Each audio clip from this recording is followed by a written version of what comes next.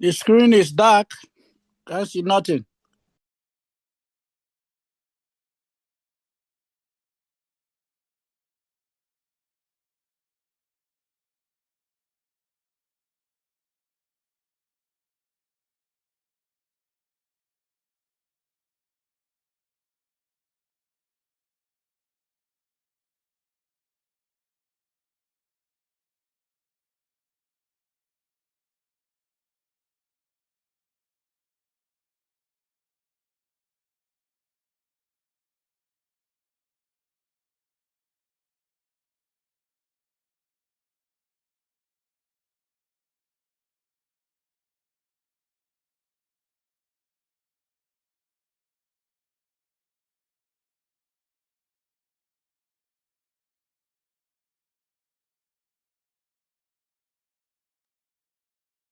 Online, can you hear me now?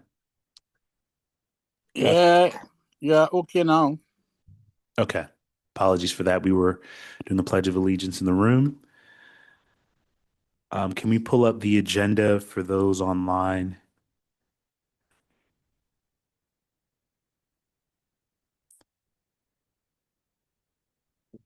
Okay. Thank you, Director Shelton. So, um, any amendments to the agenda that you see presented in front of us? What's not shown is there'll be a monthly finance report, correspondence summary, then public comments, and then we've got 3 presentations, consent agenda, and then 5 legislative items, unfinished business, new business, and then the reports. And we'll see if we can get out in a decent hour since it's a school night. Any amendments to the agenda? Any stated conflicts of interest? None. Okay. Seeing and hearing none. We'll go to roll call vote to approve the agenda. Councilmember Smith. Aye. Is there a motion? Excuse me. Apologies. Mr. Mayor. Second. Motion by Councilmember Foe and second by Councilmember Smith to approve the agenda. Any discussion on the motion? Okay, seeing none, we'll go to roll call vote. Councilmember Smith. Aye. Councilmember Foe. Aye. Councilmember Lingua. Aye. Councilmember Worsnop. Aye. Councilmember Ramos. Aye. Councilmember Colon. Aye. And I also vote aye. The motion passes 7-0. All right, we have an agenda. First up, we have the monthly finance report. Director Smith. Yes, thank you. Good evening, Mayor and Council. We have our monthly finance report for January 2020, FY 2026. The year to date, we are looking at $9,829,348 in revenue. Expenses are $5,721,000 and a net revenue of $4,107,917. As you can see, the year-to-date totals are compared to 25. We're in line to continue to meet the budget. And if you have any questions, just let me know. Thanks. Thank you, Director Smith. Any questions for the director?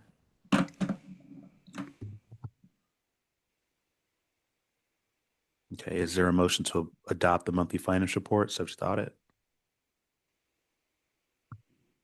So moved. Second. Motion by Councilmember Foe and second by Councilmember Colon. Any discussion on this motion?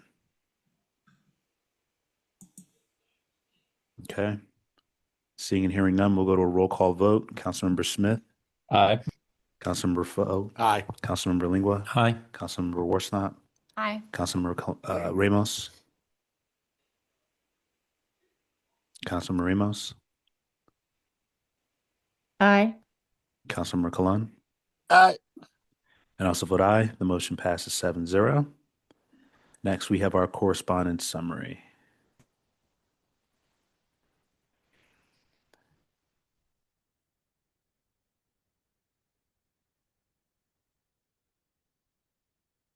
Okay, we have we're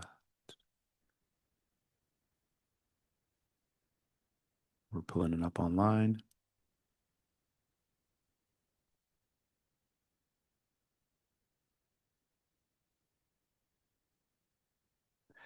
There we go.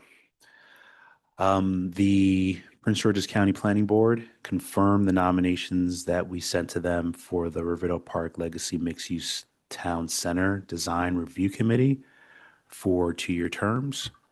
And those who were, and they took our recommendations as submitted. So appreciate all of those who chose to stand up and volunteer to serve the town for the next 2 years. And I know they haven't had a meeting so far, but it's good to know that we are ready to do so whenever the opportunity comes up. So thank you all of those to agreeing to serve, and thank you for those who served previously and will not be serving for the next 2 years. Okay, any comments, questions from council on the correspondence? Okay. Next, we have public comments. Again, for those who are online, if you want to issue or mention anything for public comments, please raise your hand. For those in the room, feel free to stand up, come to the middle of the chairs in the front and share any public comments that you may have. Don't all run at one time, take your time. Okay. We have one in the room. And again, if you have anything online, just raise your hand. We'll get to you shortly. Please just state your name and street that you live on. Good evening, everyone. My name is Heather Cronk. I live on 46th Avenue. And I wanted to offer some comments as well as to read some excerpts from a recent article that I think is relevant. So I apologize. This is longer than my usual comments, but I hope that it's helpful. I understand that the council has been engaging with some key questions about what's happening in our community and in surrounding communities related to ICE, CBP, and other immigration enforcement bodies. I appreciate that in my conversations with council members over the past year, there has been a hunger for action and a commitment to protect everyone in this community, regardless of immigration status. And I know that there is a resolution on the agenda tonight, which I expect and hope will pass unanimously, that recommits the town to standing alongside and showing up for immigrant neighbors. And of course, I think we all know that's not enough. I'll have some proposals to offer to the council for the next meeting, I hope, but in the meantime, I'd like to offer a story. The article I'm reading from is from NPR, Minnesota Public Radio, about a police chief in the town of St. Peter, Minnesota, population 12,000, so not much bigger than Riverdale. And I'm happy to share the full article. I'm just going to read a couple of excerpts to tell this story. The title of the article is St. Peter Police Chief Intervened and Got Federal Agents to Release Resident, Sources Say. NPR News has learned that the police chief in the small southern Minnesota city of St. Peter intervened Thursday to prevent federal immigration agents from taking a local resident into detention, although the city of St. Peter denied the intervention in a statement Saturday. The resident, a woman, had been observing and recording video of immigration enforcement actions from her car Thursday afternoon when agents took her into custody. She told NPR News in an interview that she was out in the community in her car, tracking the movements of federal agents and recording them on a dash cam. Agents in 3 vehicles began chasing her and trying to force her to pull over. Eventually, they box her in. 3 agents get out of the car in front of her with their guns drawn, and they try to force her out of the vehicle. While she's alone in the car, the woman can be heard talking with other observers on speakerphone as she tells them to call 911. She said the agents were overly aggressive and physical as they pinned her down and handcuffed her, leaving her with multiple cuts, scrapes, and bruises. The woman's husband eventually arrives and tries to intervene, and he made a separate recording of the interaction on his phone. The husband told NPR News that after his wife was taken into custody, he called his attorney, and soon after he got a call from the St. Peter police chief, Matt Grochow, whom he has known for years. The husband said he talked to the chief for a while and, quote, "We had a good conversation." The husband said a few minutes later, the chief called again and said, quote, "I got her," or "I'm bringing her home." The agents took the woman to the St. Peter police station where she says Chief Grochow approached her, spoke with her, had her get into his squad car, and took her home. On Friday, this is interesting, the St. Peter police chief did not respond to additional questions about his involvement in the incident, but on Saturday, the city of St. Peter put out a statement denying that the chief intervened on the residents' behalf. In a social media post late Saturday, the Department of Homeland Security called the woman a, quote, agitator who began stalking and obstructing law enforcement.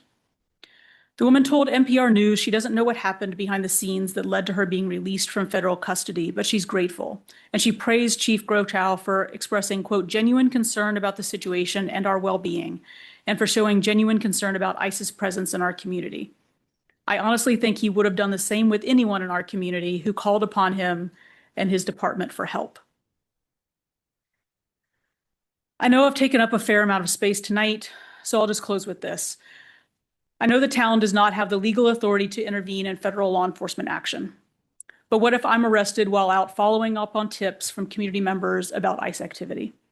What if a member of town staff is arrested the next time ICE decides to surround an apartment building and abduct anyone in the area, or pull someone over on 410, just like what happened last week?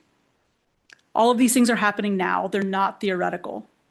I encourage the council to push harder to ensure that residents have answers to these questions sooner than later. Thank you. Thank you. Any other public comments?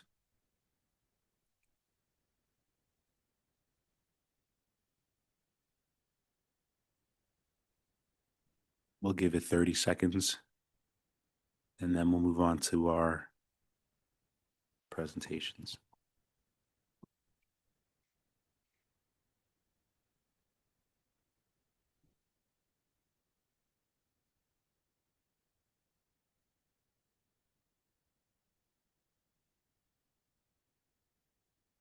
Okay, seeing and hearing no public comments, no additional public comments.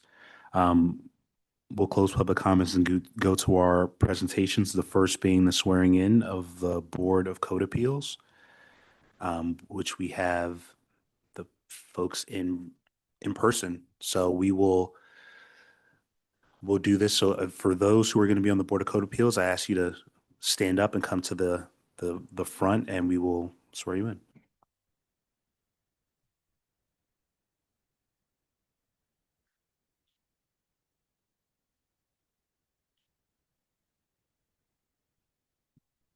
Stand up.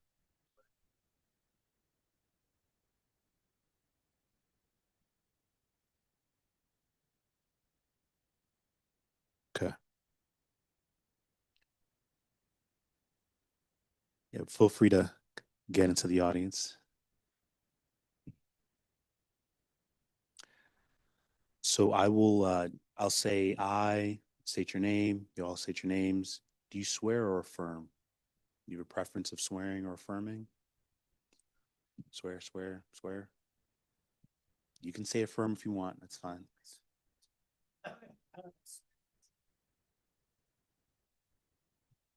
So you all have practice swearing. Okay, good. All right, we're ready. You can hear me online? So just repeat after me. I, state your name, do swear that I will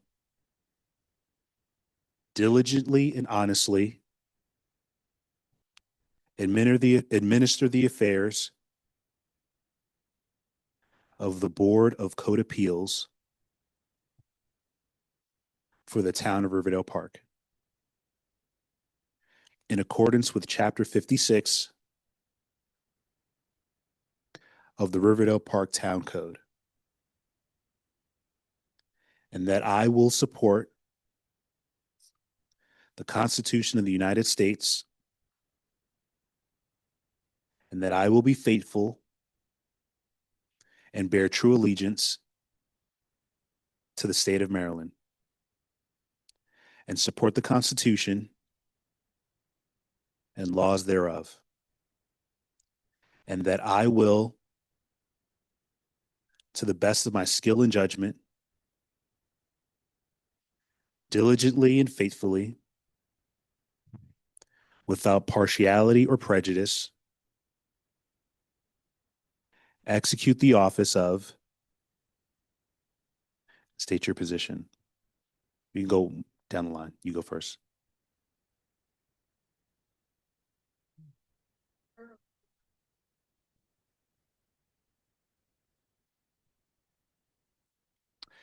For the town of Riverdale Park, according to the Constitution and laws of this state. Congratulations. Thank you. We all swear with the Thank you, everybody. Thank you.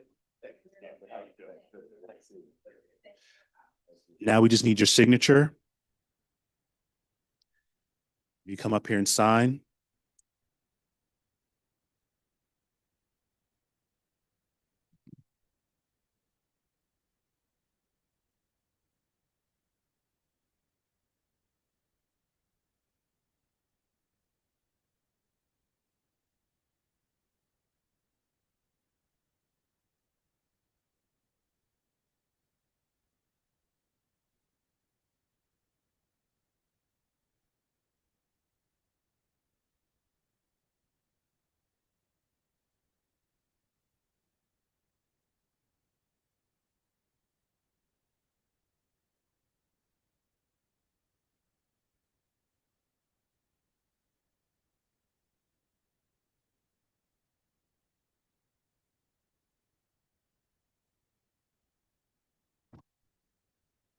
Mr. Mayor, Council member. I just want to take this opportunity to say thank you to Mr. Fike, Mr. McAllister, Ms. Katz, and Mr. Janfer, common faces that we see in this community. Everybody in this room at one point in their life has felt the pull to public service.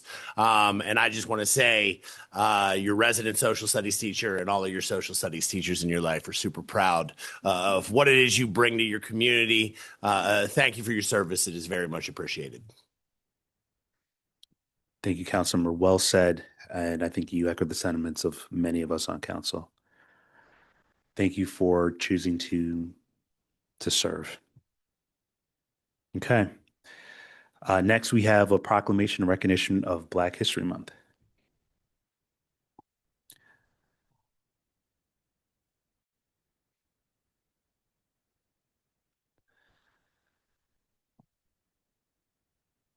Okay.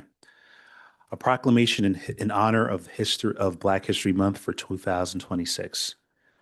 Whereas the mayor and council are proud to join with town residents, business owners, visitors, and employees, along with individuals and communities throughout the country in celebrating February as Black History Month and acknowledging the 2026 theme being a century of Black history commemorations. And whereas in February 1926, Dr. Carter G. Woodson initiated a one-week celebration of the historic contributions of Black people to American life. And this celebration corresponded with birthdays of Frederick Douglass and Abraham Lincoln. And in 1976, this period of celebration was expanded to include the month of February. And whereas when Black History Month was officially established, President Gerald Ford called upon the public to seize the opportunity to honor the too often neglected accomplishments of Black Americans in every area of endeavor throughout our history. And whereas the town of Riverdale Park recognizes that now, more than ever, Black history must be taught, discussed, and celebrated throughout the year. And whereas still today, racial injustice and inequity against Black people are widespread, and whereas racial justice and inequality are destructive to our values and our future and must be local, state, and national priorities. And whereas the town of Riverdale Park is committed to racial justice and equality and equity, diversity, and inclusion, and the supporting of policies, programs, and initiatives that aim to eradicate systematic racism and undo its historical damage. And whereas the town's cultural diversity enriches our community, and Black heritage is an inseparable part of that enrichment as it weaves throughout our history, profoundly influencing every aspect of life. Now, therefore, be it resolved that the town of Riverdale Park's mayor and council do hereby proclaim February as Black History Month and call on everyone in our community to work for racial justice and equity this month and throughout the year in recognition and celebration of Black history. In witness thereof, I hereunto set my hand and cause the seal of town of Riverdale Park, Maryland, to be affixed this second day of February 2026.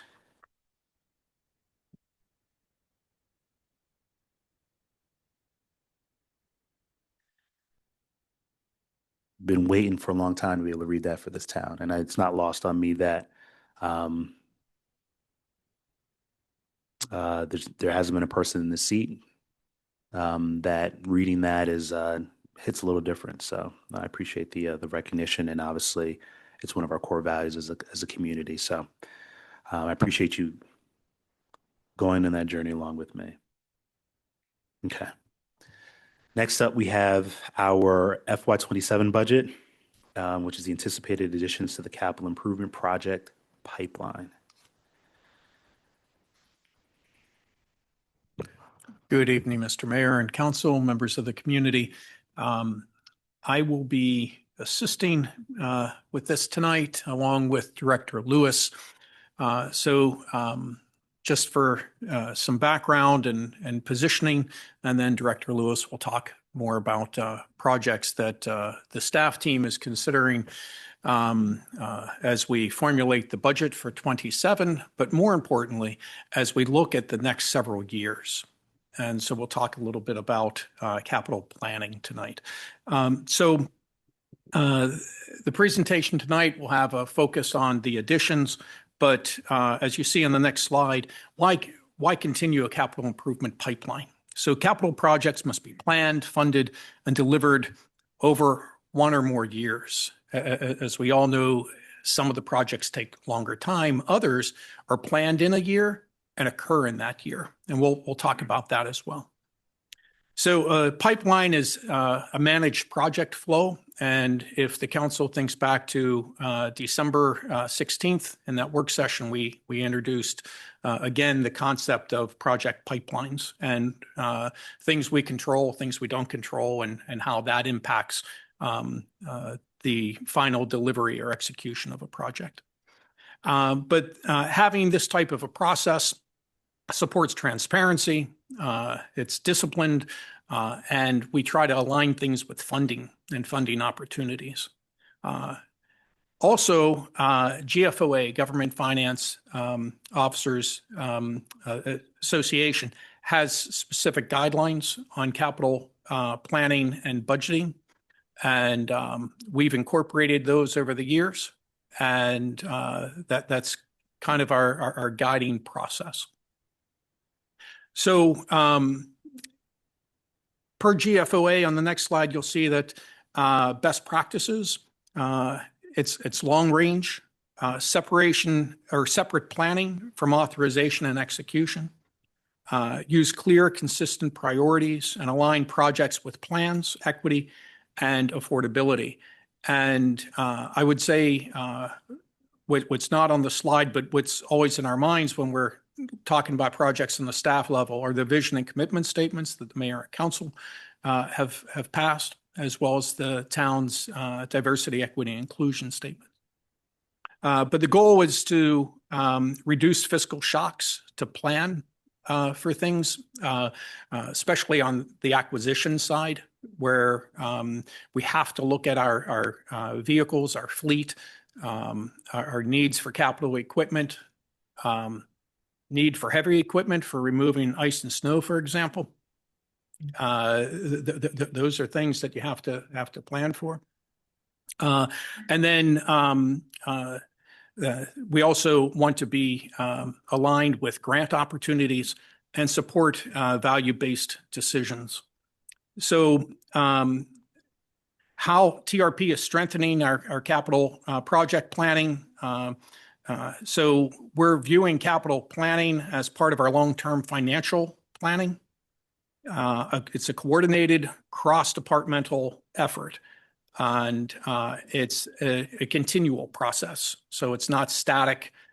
We talk about projects. Some projects move more quickly, others don't.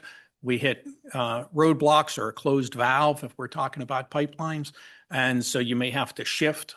And but it's through the internal coordination, council engagement, where we come to the council asking for authorization to sign contracts, where we hear your vision throughout the year, as well as the approvals that we receive from you all, and again, grant and funding readiness. So when we look at the approach and the timeline, we have to look at defined project life cycles, formal interdepartmental review. We explore funding options, grant cycles, bond bill timelines, financing, and annual review and refinement. So if I can take a minute and talk about a few of these things. So I mentioned our vehicle fleet. We look at the life of a vehicle. We have to look at the life of computers, the life of these chairs that we purchased. All these things have to be examined, and we plan for out years to say, here's when we think we're going to have this type of expenditure. Here's where we think we have that. And you get curveballs. We recently have 2 vehicles that we weren't planning on replacing that we're going to have to replace in the next year. Those things happen, and then you have to adjust. On the funding, I will share that sometimes you plan on grants and they don't happen. Other times you get good news, like we did on Thursday of last week, and I'll share it here. We had been looking for funding for a couple years now to upgrade the communications equipment for our police communications dispatch. And it's $180,000, and it was, where are we going to find that money? And we learned on Thursday that Senator Van Hollen's office managed to have an earmark for that. And so we will be receiving $179,000 for that, and we'll have that in the proposed budget for fiscal 27 for the mayor and council to decide on, but the funding's there for that. And then we have, we say here, an annual review and refinement. It's really a continual review and refinement. So on the next slide are the five basic steps in the project pipeline. So identification of a need and project selection. So a lot goes into that through discussions with the council, and we have a slide on this later on, input from the community, the town's values. And now this is, when I say these things, that's for kind of the multi-year projects, the bigger type projects. The annual projects, we also have criteria. And when I say annual, think of roads, sidewalks, crosswalks, illuminated signs, street lights, things that we do every year. And we average between 13 and like 19 projects that fall into that category. And we have specific requirements for when a street needs replaced or overlaid, as opposed to crack sealing, or a sidewalk needs replaced instead of grinding down the concrete, things of that nature. And but again, we still come into the council, we say these are the streets and that where we're doing these things. So the planning and the scoping, that involves the soft cost of the projects. That's involving the engineers. On the larger projects, that's involving the community. Like we held the community meetings for the town center projects, both the trolley trail realignment as well as Lafayette and Atoli and that. And then continuing that into the real meat of the design phase, that's where it's getting real technical. And then once we have a good picture of that, then we're bringing contracts to the council. We have our funding plan, and we're bringing things and seeking approval for the contracts. And then construction closeout. And in there, in that design engineering, is also permitting. And so as the council knows, that's an area where things historically been delayed. We work hard to move things along. We get the best advice we can from our engineers, and we bump into the county on a lot of the stuff.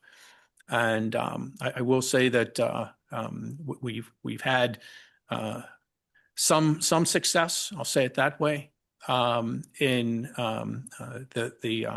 the council and council members, or as a body, or sometimes the mayor, as well as county council members, reaching out to the county to try to push things along sometimes.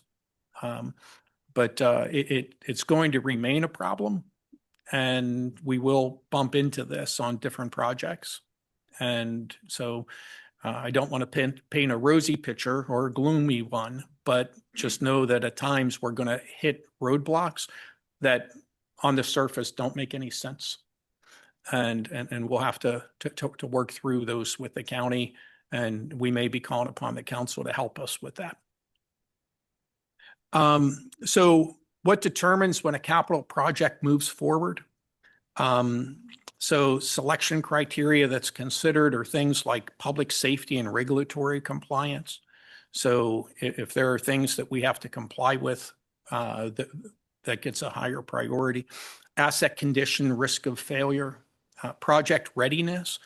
You hear the term a lot. People talk about shovel ready. So one thing that we're really trying to have our future projects aligned with, where we're going to be doing more of the engineering on the front end. So the project may not be fully funded, but if we have the engineering component done, then that may make things move along more quickly in terms of being able to get grant funding and that, because we can say we have a project, it has support, it's engineered, still have to go through that permitting process. But because you don't want to do the permitting until we have the funding, because there's deadlines and expiration dates, I should say, on permits. But then funding availability, grant competitiveness and timing, regular grant cycles, and then equity, geographic balance, alignment with the council's vision. I can't stress that enough. Things that we're going to be proposing, we believe align with what the mayor and council have historically laid out as priorities. And then operational capacity and staffing. Are we able to pull off that type of a project in a given time period? And then external coordination. And this next slide, there's a little typo there in the graphic. My apologies for that. I missed it earlier. But the basic theme here is we add to the pipeline, we advance, we complete, and then you add. And every year we have to have inflow. So if you think of inflow into the pipeline, that doesn't necessarily mean that that's going to happen next year, but you have to continue to be focused on next year, the next year, and the next year. And you'll see that theme when Director Lewis talks about some of these concepts or project concepts here in a few minutes. You're going to think, well, that's not going to be next year. That sounds like it's going to take some time. Exactly. But we got to start those conversations now. So in 3 years, 4 years, we'll have those things in place, and then we'll be able to execute and deliver the various projects. So funding. So the town's worked really hard to reduce our debt service. And so we have a retiring loan in May, and then in a few years, we'll be retiring some other debt. And you'll see, I'm talking about the last bullet point here first. There can be valid reasons to borrow money for projects. But the one thing I want to stress here is that if at some point in the future, and we're not going to recommend any new debt in the fiscal 27 budget, but if at one point in the future the council considers some sort of bonded debt for projects, it's really important that we don't get debt that's longer than 15 years. Some of the debt the town has historically taken out has been 30-year debt. And by the time you get to year 30, most folks will forget what it is that you funded. And so it's really important to have shorter debt periods. If you can fund something for 10 years or 15 years, then that's more of an acceptable period. But what we're trying to do is fund projects by what we refer to as revenue net operating expenditures. So every year, the council passes a balanced budget, and we work hard to stay not only within that budget, we work hard to spend less than what we're bringing in. We work hard to enhance revenue, collect revenues that are owed to the town, and spend less than what's authorized. And that gives you revenue net operating expense in that current year, which can then be programmed the following year for CIP projects, for economic development initiatives, for various grants, things of that nature. And so PAYGO, true PAYGO, is where you're bringing in more in a given year and you budgeted for it, where you're able to say, well, we'll bring in $1 million more than we need for operating, so we can just take that from anticipated revenue in that current year. We haven't gotten there yet.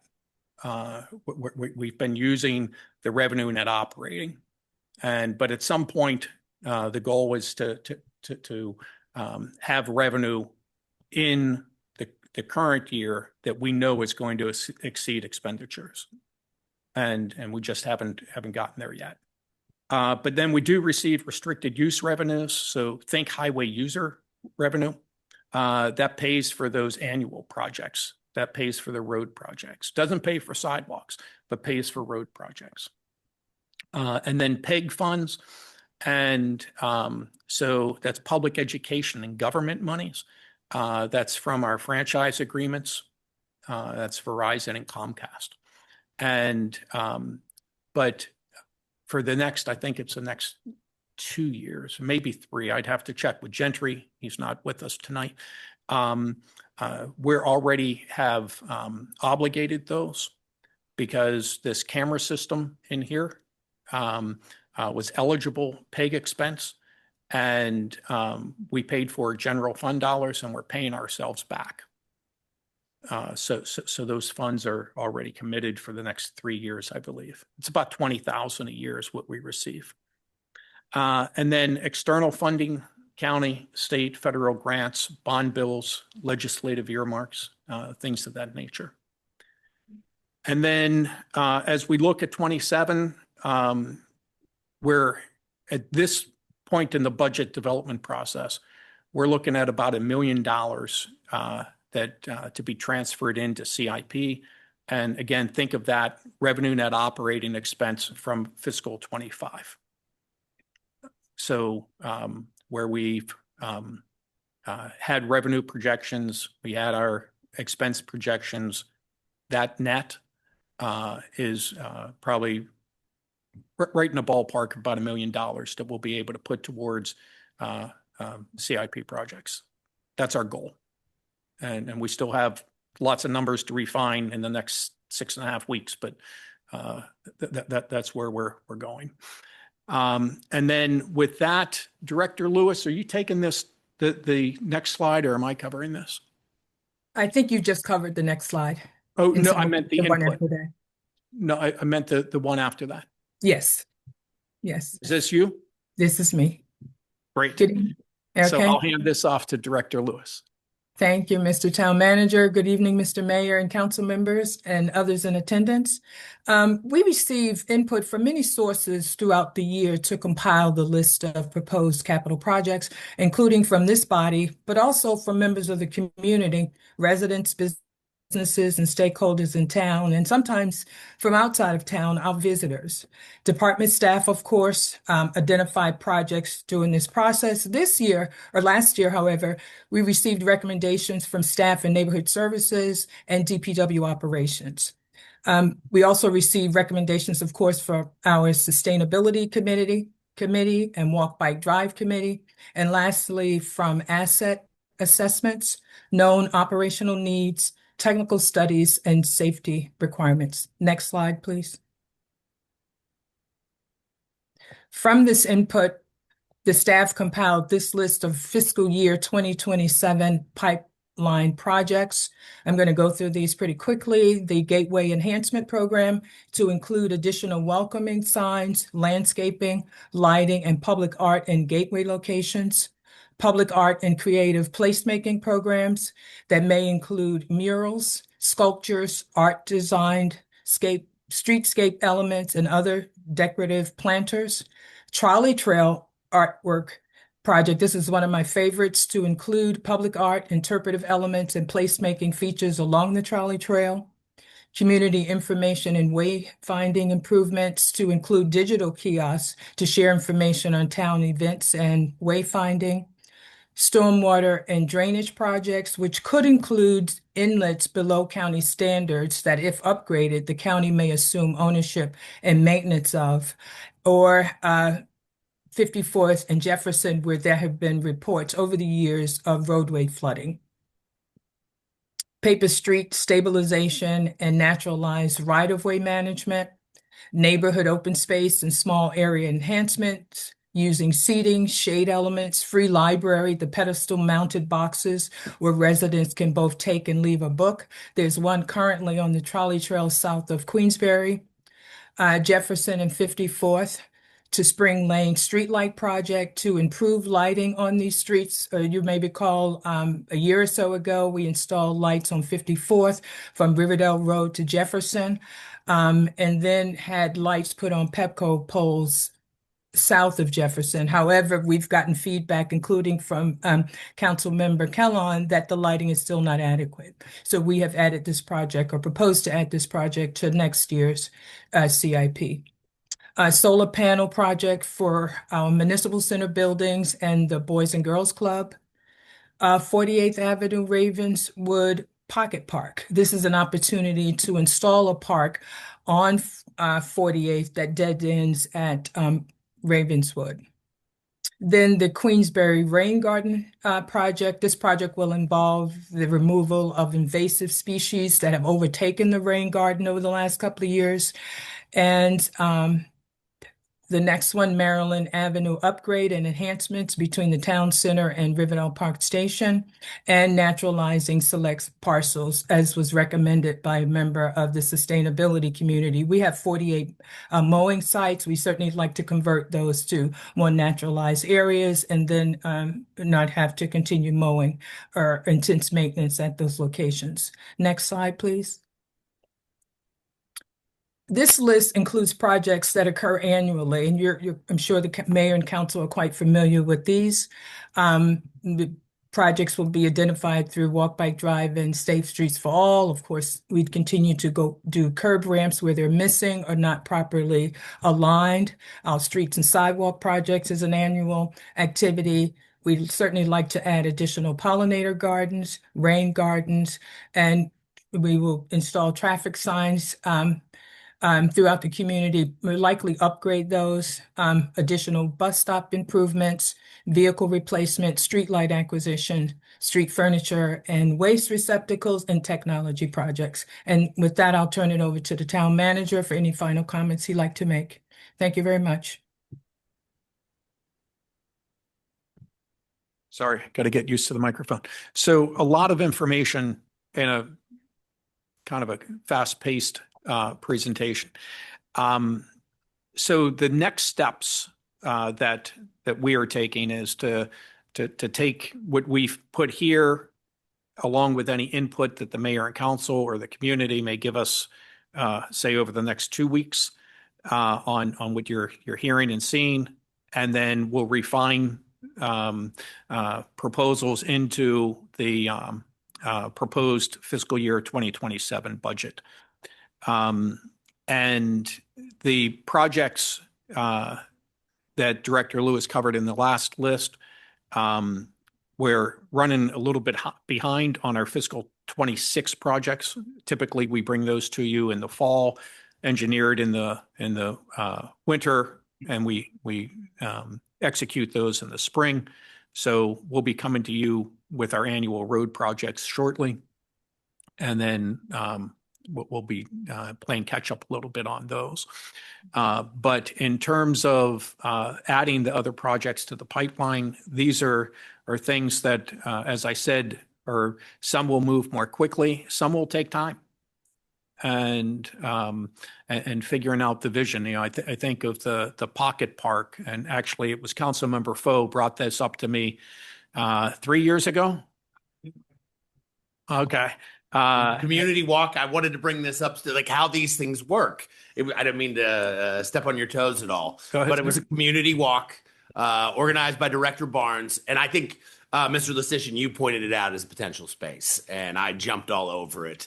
But to see it on here tonight brings back fond memories of engagement in past, and oftentimes how ideas move forward. Maybe slow, but it's still there in the line, and I'm excited to definitely see it. So, yes, and so staff look for spaces like this where, because right now it's kind of an unattractive dead end. It dead ends at East-West Highway there. You have Walls Run that runs through. And, but could that be a nice little neighborhood park? And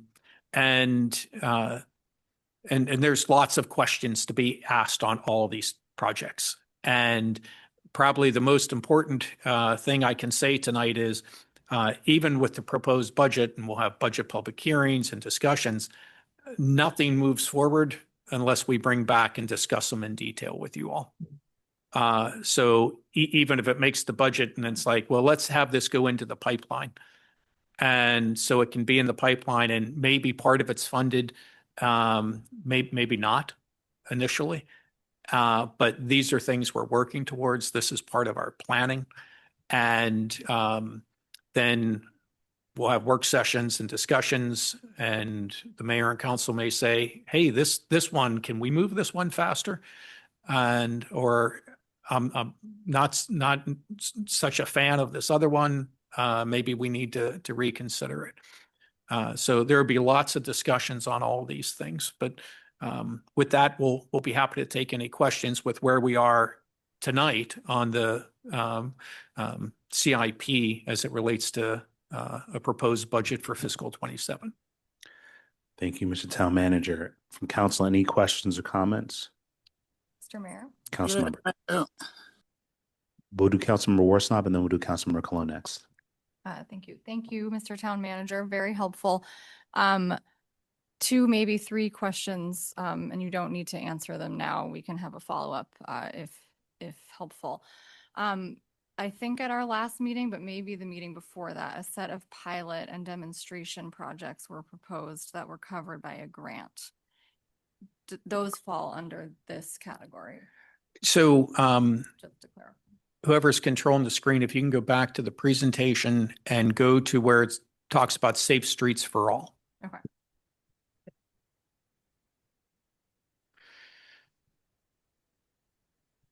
So Safe Streets for All is on slide 13.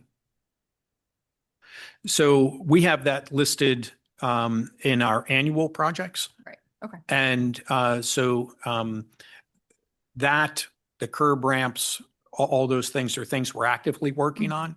And so some of those will continue obviously into fiscal 27. But when that grant ends, unless we are successful in receiving implementation funds or using general fund dollars, then that would, those projects would cease most likely at the end of 27. I would think we'd have everything drawn down by then. Okay. Thank you. And then a broader question. Historically, how has staff thought about balancing funds allocated to longer term projects versus these annual projects? And because things pop up obviously all the time on an annual basis. So the annual projects, and these are pretty much, well, the vast majority of them are related to the sidewalks, streets in terms of the bulk of the funds. We use highway user funds for that. We receive about $350,000 a year in highway user funds. The state requires that highway user funds be spent first. So we try to draw those down first. And we have to file an annual report on highway user funds demonstrating that we're drawing down the funds. So you can't save those monies year to year to build up for a larger project. You can use them towards something. We could build up other funds, have a gap, and then fill that gap by that current year's highway user funds. Is that answering your question, at least in part? It does. But does the town use other funds beyond highway user funds for the annual projects? For the annual projects, yes. Yeah. So we also apply for, and we've been successful in getting community development block grant funds. For example, the streetlight project that we just did on Lafayette. That's also identified in here, streetlights. That's a annual type thing, and we apply for those funds. I believe the grant cycle, we apply in November. Director Chelton, tell me if I get this wrong. We'll apply in the fall, and then we'll be awarded in the spring. And typically, you have to expend the funds by the end of the calendar year. So that's within 12 to 16 months, we actually have to be able to draw down those funds. So there are some grants like that that we get. Other grants typically, though, are longer term funds that we receive through the DNR, Department of Natural Resources. Those are longer term funds for developing. For example, we've utilized funds from DNR for Plummer Park, for Adam and Emily Plummer Park. Okay, so normally funds received they can only be used for certain types of projects. So it's not like the money for Plummer Park, which is a longer term project, could be used for one of these annual shorter term projects. Well, it depends. Okay. It depends on what the project is, but we applied for Plummer Park. Yeah. So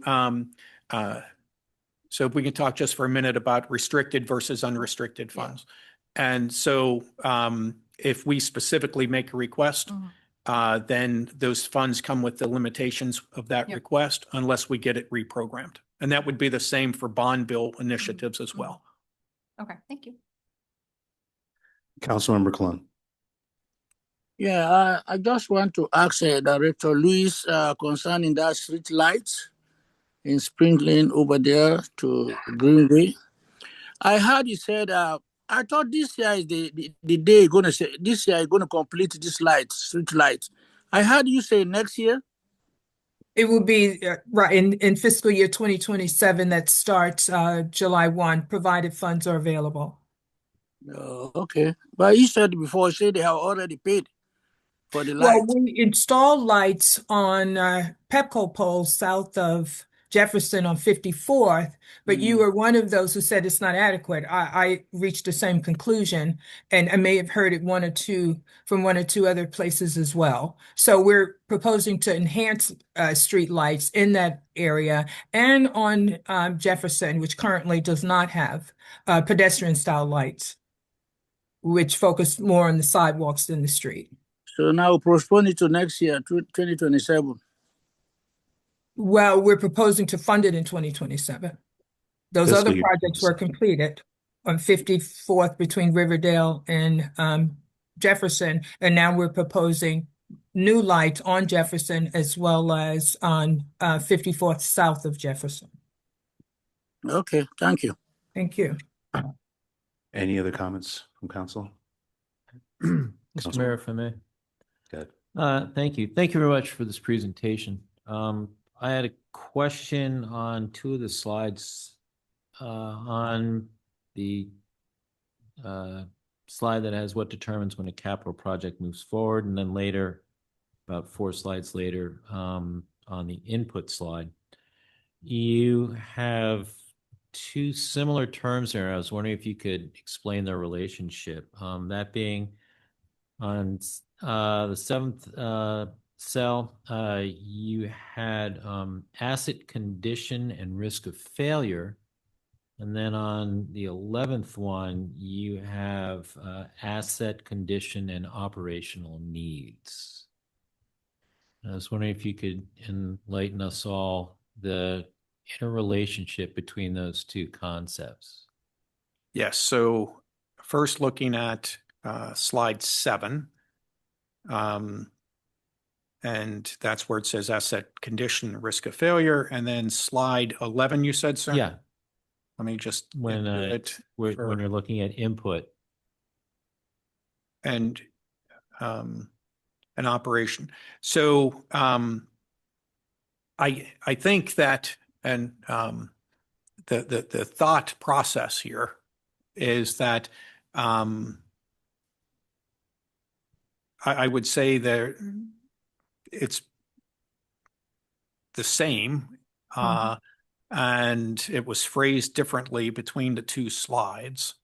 I don't know if there's necessarily a differentiation there, more than the individuals who typed the slides may have just used different words. So I would say that from my perspective, risk of failure defines operational need. So I would say there's no difference between the two. It's just that this happens when you have a shared document and a variety of folks typing on the slides. Well, that's interesting because I kind of saw it as when I had read this before and again tonight. I kind of see when you're talking about asset condition and risk of failure, you're talking about a singular item. A singular item. You're looking at one thing, you're looking at its condition, and whether or not if it's going to break down or if it's something's going to happen. When I'm seeing the other one, it's almost like you're looking at, it's more broader, that you're looking at when you're saying asset condition, it's not just one, it's a number of things that are being considered. And in relation to what are our needs operational wise, what are, essentially it almost starts getting into a prioritization discussion. So now, obviously, if there's something that's going to be risk of, there's one that's going to be at a risk of failure, it's going to probably have a higher priority or get moved up in terms of what's going to happen when you're looking at this overall input at that phase. Is that correct? Well, I think that's a good way of looking at how we do things. I do think in this case, it was just typed differently. Okay. It is how I think it was, how we ended up with different terms, but I like what you're saying. And Okay. and we'll include that in our follow-up discussions. But we do review the asset conditions in terms of how many miles are on a vehicle, how many hours are on a vehicle, what's the resale value of a vehicle today with that number of miles versus if we get it to a higher point, we'll get less resale because we sell things when we deadline them. Sometimes it makes more sense to deadline something sooner, things of that nature. And then risk of failure, that's not just with vehicles and that, but these machines that we're using tonight, the computers and that. And I'm one that kind of gets used to a computer, so I hold on to mine too long, and I know my deputy has told me I need to get a new computer more than once. I'm just hoping the risk of failure on this is low because I kind of get used to it. But I do like what you're saying, sir, and we will include that in our leadership team discussions. Okay. Thank you. Thank you. Thank you for the presentation. I appreciate the walking us through this concept of everything that gets done does not happen in the single year. Oftentimes, the most impactful projects are things that we've been thinking about and talking about for 5+ years, even longer. And so always having an eye in terms of what we will need 3, 4, 5 fiscal years in advance, I think is prudent judgment. So we appreciate the work that went into this. Okay, moving on to our next item, we have the consent agenda items, which consists of our legislative meeting minutes and other meeting minutes from the December meeting as well. And so if there's a motion to approve the consent agenda items. So moved. Second. Motion by Councilmember Foe, second by Councilmember Worsnop. It's not discussed, so we'll go to roll call vote. Councilmember Smith, Aye. Councilmember Foe, Aye. Councilmember Lingua, Aye. Councilmember Worsnop, Aye. Councilmember Ramos just texted me, said she's disconnected, so she may not be on. Councilmember Colon, Aye. and I also vote aye. The motion passes 6-0. Okay.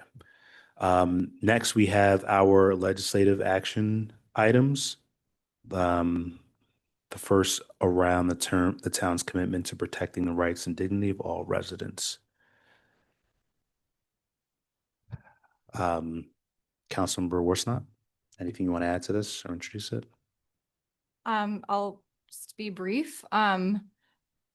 We're at a moment in time where it's really important for towns and also individuals to state their values clearly.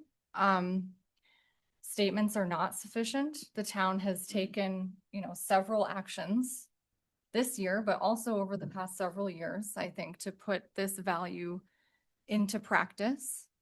But we need to recommit to it now.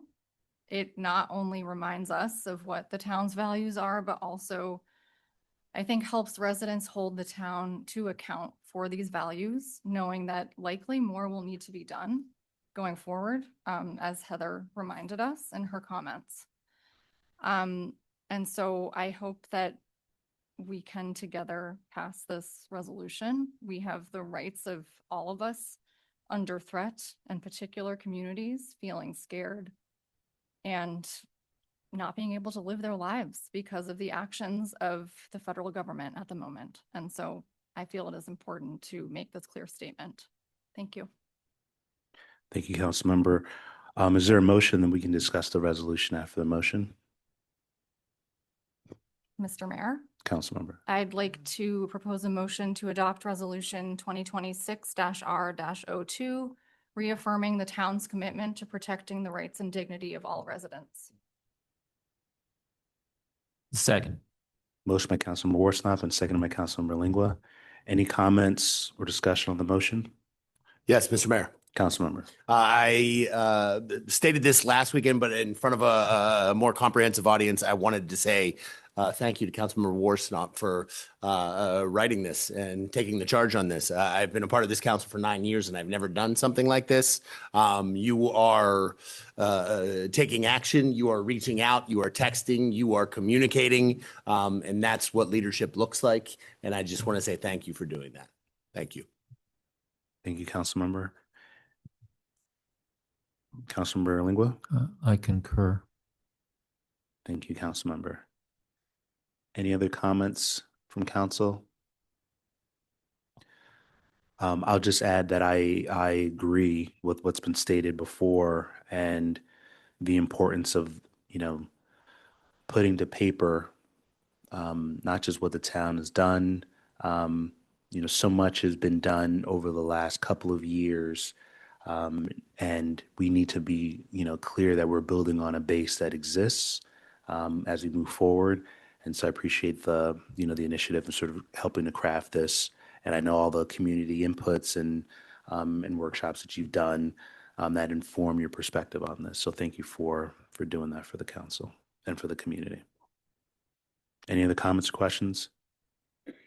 Okay, we'll go to a roll call vote. Councilmember Smith. Aye. Councilmember Foe. Aye. Councilmember Lingua. Aye. Councilmember Worsnop. Aye. Is Councilmember Ramos back on? Yep, I'm here. Do you hear me? No. How do you vote, Councilmember Ramos? Aye. Councilmember Colon? Aye. And I also vote aye. The motion passes 7-0. Thank you, council member. Next up, we have the appointments to the Walk, Bike, Drive Advisory Committee. As that gets pulled up on the screen, I'll briefly sort of some background on this. We had a member who resigned from the committee, and we needed to fill the spot.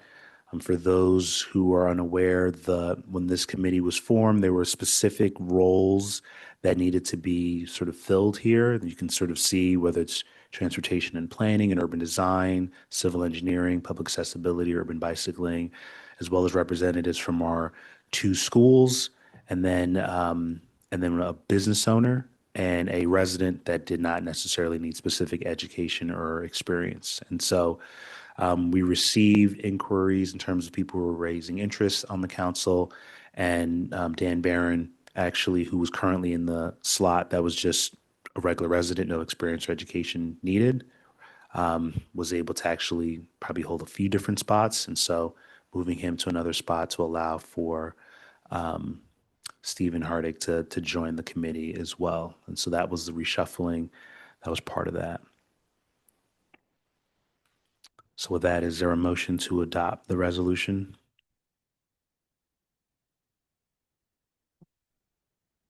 Mr. Mayor, I'd like to adopt Resolution 2026-R-03 for the purpose of appointing a member of the Town of Riverdale Parks Walk, Bike, Drive Advisory Committee in order to fill a vacancy, that being the appointment of one Stephen Hardig Jr.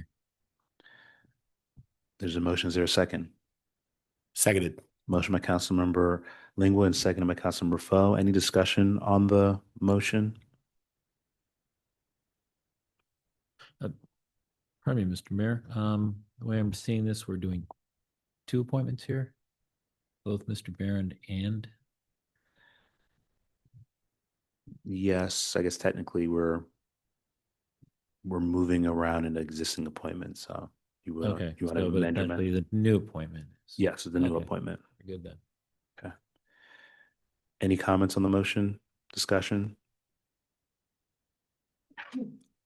Bless you. I'll just add that I want to thank Mr. Hardig for his willingness to serve, and the inputs for this committee in particular are obviously, they're always top of mind, but I think more recently I gave them a charge of thinking about our East-West Highway and Kenilworth Avenue, and how do we make that intersection more safe. And so that's some of the work that they're working on, and to help our town create a perspective for what great looks like, even though we all know it's an issue, but they're actually taking the pen first to try to decide what that looks like. So definitely appreciative of the work of this committee, and for Stephen, Mr. Hardig's willingness to join it.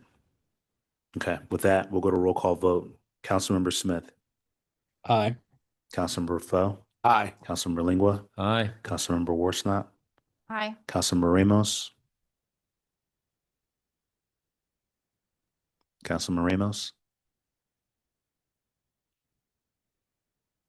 Okay, we'll skip her. Councilmember Colon. Aye. Okay, and then I also vote aye, and the motion passes 6-0. Okay, next we have a resolution about the town manager's waive the vehicle release fee under certain circumstances. Councilmember Worsnop, you want to add anything to this? Thank you, Mr. Mayor. Just to say that I'd like to thank our community members, some of whom are here in this room, for raising this issue, and many others. And this is an example of something that the town can do to try to relieve the burden that those who are affected by the way that immigration enforcement is happening right now. This is something that the town can do to relieve that burden. It's not much, but it is something. And so thank you to town staff for putting this together. I'll leave it there. Thank you, Councilmember. Would you like to motion to Mr. Mayor, I'd like to propose a motion to adopt resolution 2026-R-04, authorizing the town manager to waive the vehicle release fee under certain circumstances. Seconded. Motion by Councilmember Worsnop and seconded by Councilmember Foe. Any discussion on the motion?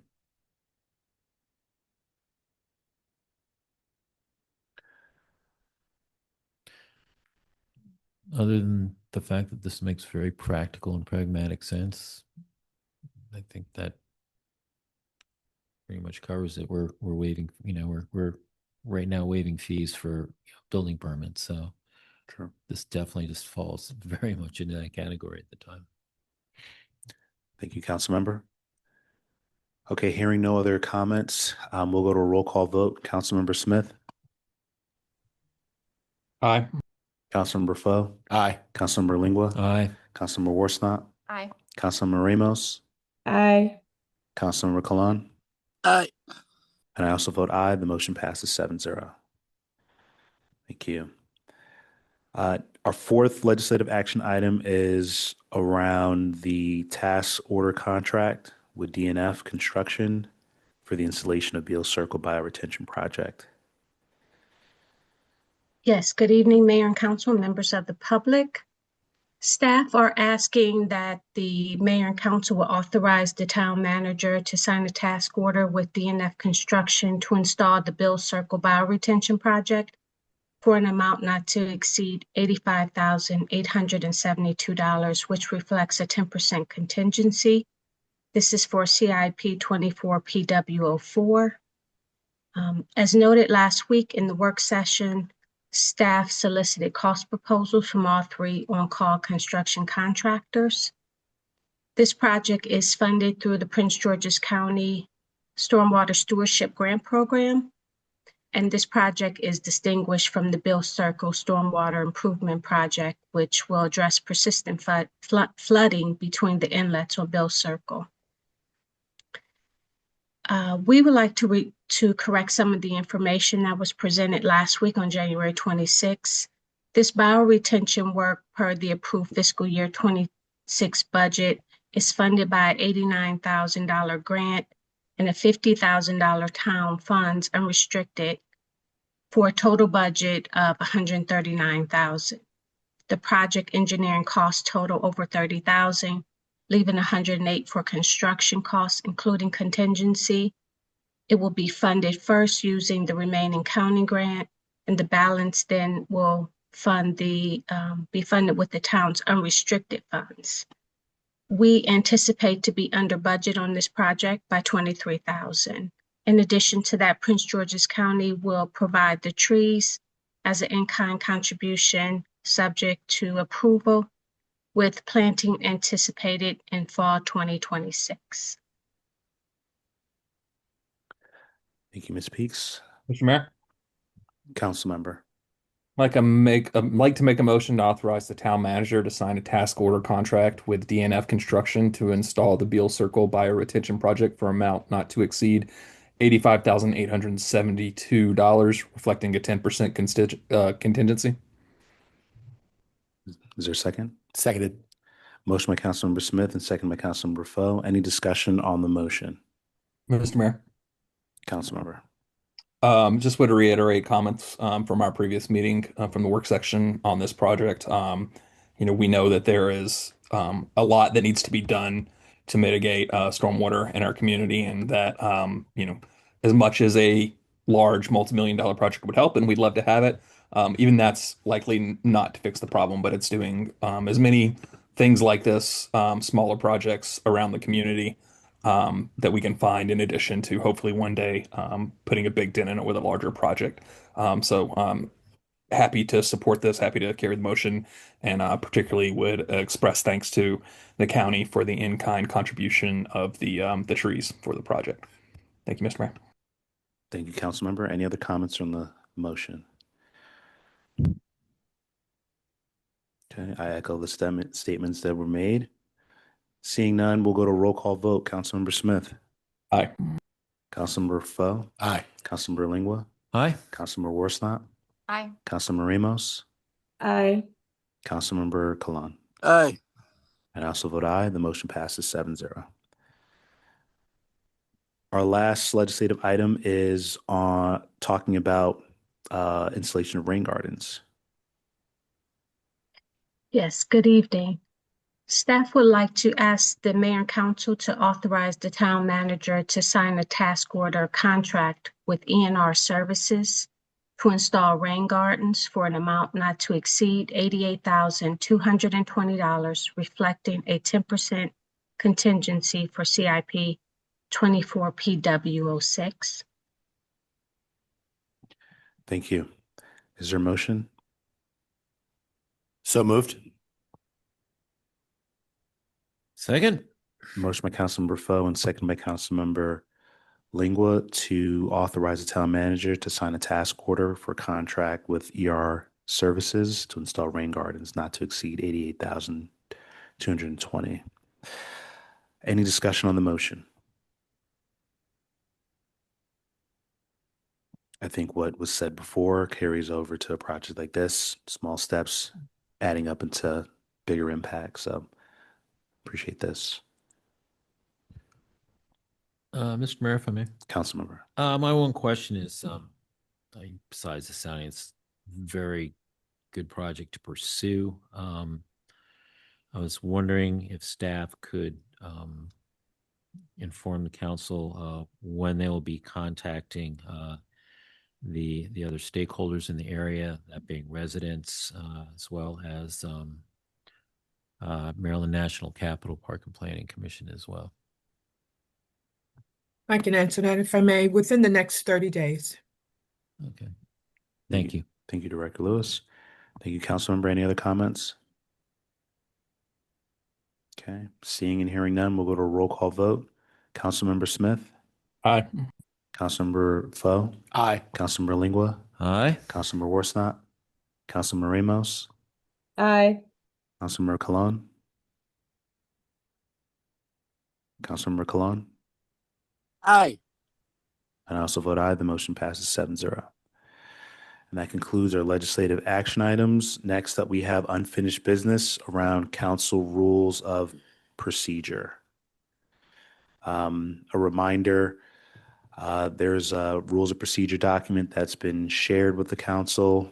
It's 14 pages, but it is a mix of what we do, why we do it, who we are, how we govern in ourselves, with the idea of a new resident who comes to town asking for our documents, like Councilmember Lingua did many years ago. We could give this to them and they'll have a good understanding of what this town does. Or if we have a brand new council of 7 new people, which is always a possibility in our current form of government, this at least will give them a base of what we do and what the job is.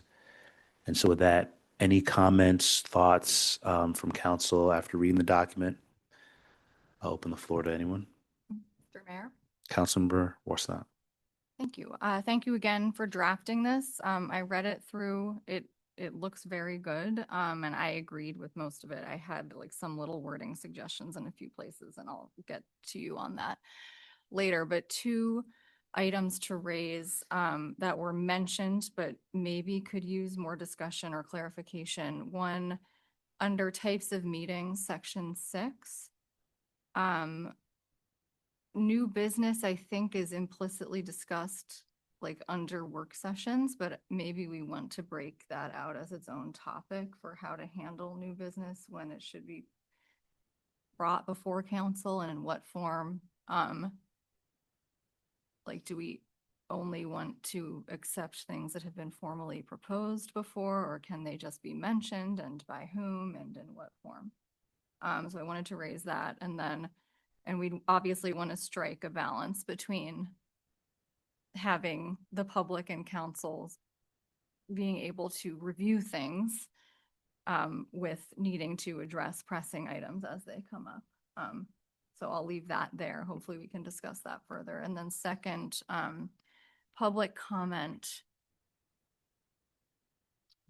2 things on public comment, and I forget which section it was in, but I remember what my thoughts were. So first was that I think it was written that all public comments would either be addressed in the moment or followed up with later.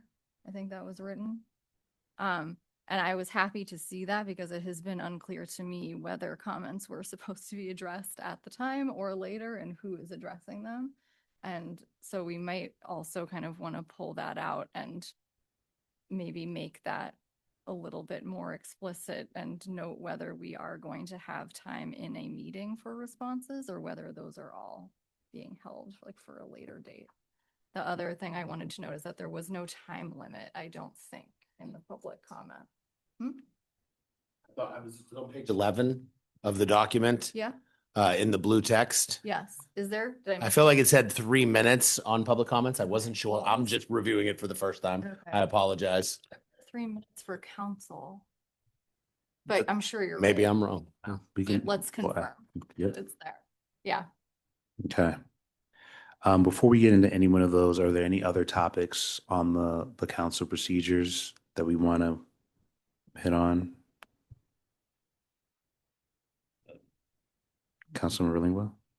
No, I mean, there's some others. I mean, I gave this a read over the weekend over a nice, tall, hot cup of coffee early in the morning because I find it's a prime time to be reading a document like this, catching the mind when it is sharp. And actually, one of the things, a couple of things that my colleague from Ward 4 brought up, I saw, but the one that I saw that just made me think, the good old days, was that point about the 3-minute response time. Because I remember one time when there was a very, shall we say, contentious meeting in this room. I think it was almost standing room only. And thankfully, the fire marshal didn't come down to do a head count, where a number of people were speaking. And the 3-minute rule was in effect with that council, that a number of people were getting cut off prematurely. Yours truly was one of them. So I've always been a little averse to a 3-minute rule. And as the new council that came on, I believe it was about 9 months later, kind of went the other way. They said, we're going to talk it out. However long someone wants to talk about it, that's fine. Granted, there were some times where if it was just going on, they said, well, look, we need to stay on the subject. If you have any more on the subject, please state that. Otherwise, please conclude. But it was on the emphasis of making sure that everyone was heard. Now I understand we don't want to have topics going on ad nauseum. And I think, trying to find some type of balance to how discussions are held. I think, germanity to the subject is important. And if we're a little more attendant onto that, that might help as well. And that's right now, those are my initial thoughts on it. There are some other things, but I want to give this another good over on another fine morning with another fine cup of coffee. Thank you, council member. Any other topics that council members want to raise after reviewing the document? Mr. Mayor, I'll just correct for the record that my colleague from Ward 2 is correct. You did put 3 minutes in the document. Well done. Not good enough. No, it's good. Okay. Well, hearing nothing else, I think I appreciate people actually reading it, and we'll continue to read it with whatever beverage makes the most sense for them. I think some of the comments sort of raise one in terms of how do we handle new businesses. I think a good point. At least my initial thoughts on this is that we need to solve for the idea of, whenever possible, having information that we talk about in the council is something that would have gone out with the materials ahead of time, so that someone who would have been at the meeting, had they known it was on the agenda, was given fair warning. So to not sort of sneak things in or even be perceived as sneaking things in is something that I'm sensitive towards.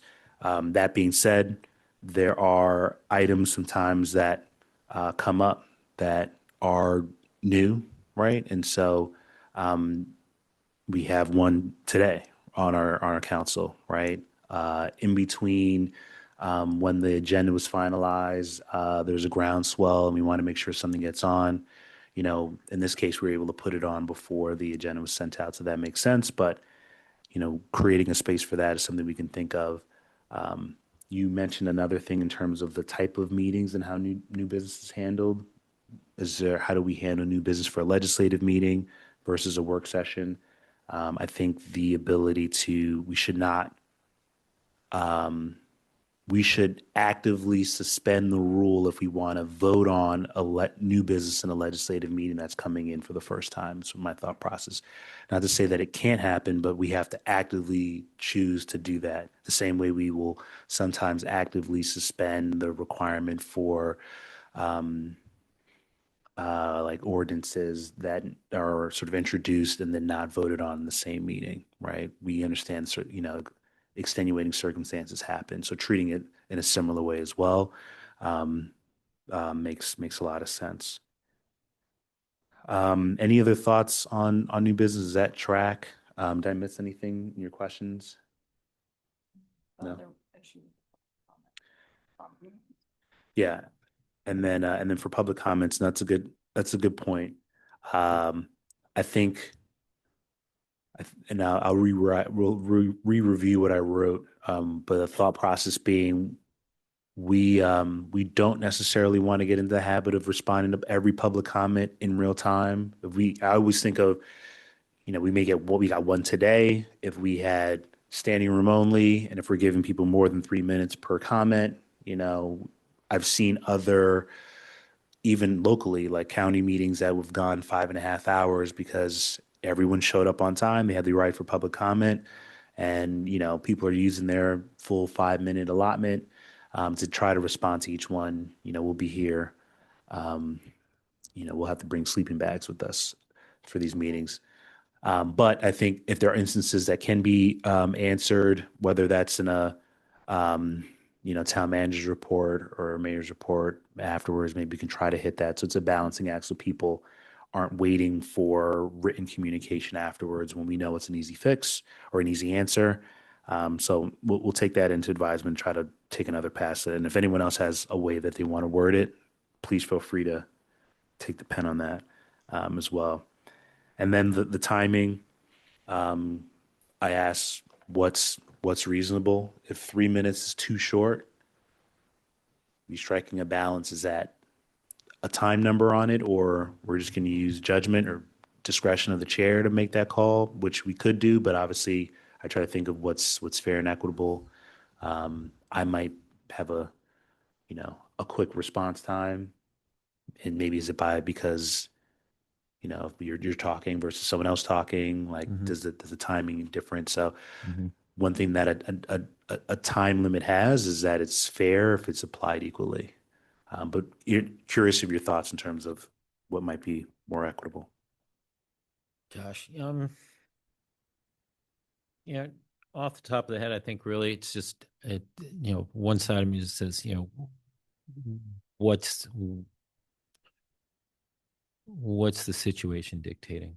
What's the topic that's up for discussion? Is it the type of topic that it would be more prudent to hold comments to 3 minutes? Is it or is it something that it's going to be more involved, and perhaps that's not enacted? It's that's right now, that's where my thinking is. I think you're going to have circumstances that are going to vary as we're all trying to agree, and that you would be the chair, ultimately it would be your call. So it would be whoever, this document hopefully will outlast me as chair, but I think you're spot on in the sense of there's always the option to suspend a rule if we want. So if, to your point, if there's a conversation that, the council determines, we may need to give people a little more time to articulate themselves, we always have the option to sort of suspend that rule. So I like the option of having a rule that we get in the habit of, keep your topics germane to the conversation because we don't have a lot of time, but we can always choose to suspend it. And some of it could be even based on how many people we have. If we have 25 people, we may want to definitely keep it. If it's 2 or 3 people, we can either choose to suspend it or the chair can maybe just, use their discretion. Like I wasn't going to cut off, the comment that we had today was only one comment. And I know they're trying to read an entire news article. She might have gotten cut off within 3 minutes before she got to her point. So we're humans. I think we're humans, but at least having something in writing really to sort of help for a more contentious or longer list of people, I think is the purpose behind it. Okay, great conversation. As people read more into it, let's feel free to add comments. This is going to be on the agenda for a few more meetings until we feel good about it, and then we're ready to vote on it. All right. Next up, we have new business, the Town Center Market response for a letter of support. Councilmember Lingua, I know you were one to push for this, so would love to give you the floor first. Yes, well, thank you very much, Mr. Mayor. This is kind of taken a lot of folks by surprise. Essentially what's happening, there is brief summary being that the license of Board of Commissioners which is also known as the Liquor Board in Prince George's County, had sent a letter to the owners of Town Center Market, ceasing them to stop immediately their sale of beer and wine and alcohol in the store, essentially what they are calling a bar, to cease operations because, as they had put it, they had said because they had closed their restaurant there, and there never was a restaurant. Essentially, what they're doing is, from what it seems to be, that there seems to be what the Liquor Board is doing is taking a controverted view of a state bill passed in 2021, PG 317-21. And there's a section in there. I believe it is section, let me see what there, 261104, especially section E. It was essentially put in for a section that was put in for Town Center Market and 4 other businesses in Prince George's County to allow them to hold a Class B plus license, which is allowing for beer, wine, and liquor sales on and off premise, without having to meet a food requirement. This is something that both Jim and Ted Spiropoulos worked very hard on up at Annapolis, as well as with representatives in Upper Marlboro, to make sure that what was passed would be in something that they could then be in compliance with, and that they wouldn't be running afoul of the law. Since that time, they've had numerous inspections. My understanding, they have 6 per year where they come out and inspect operations there. And they've always received a, so to speak, clean bill of health, a clean document saying they are in compliance. As to why it is that Director Shepard and the board are seeing this new interpretation of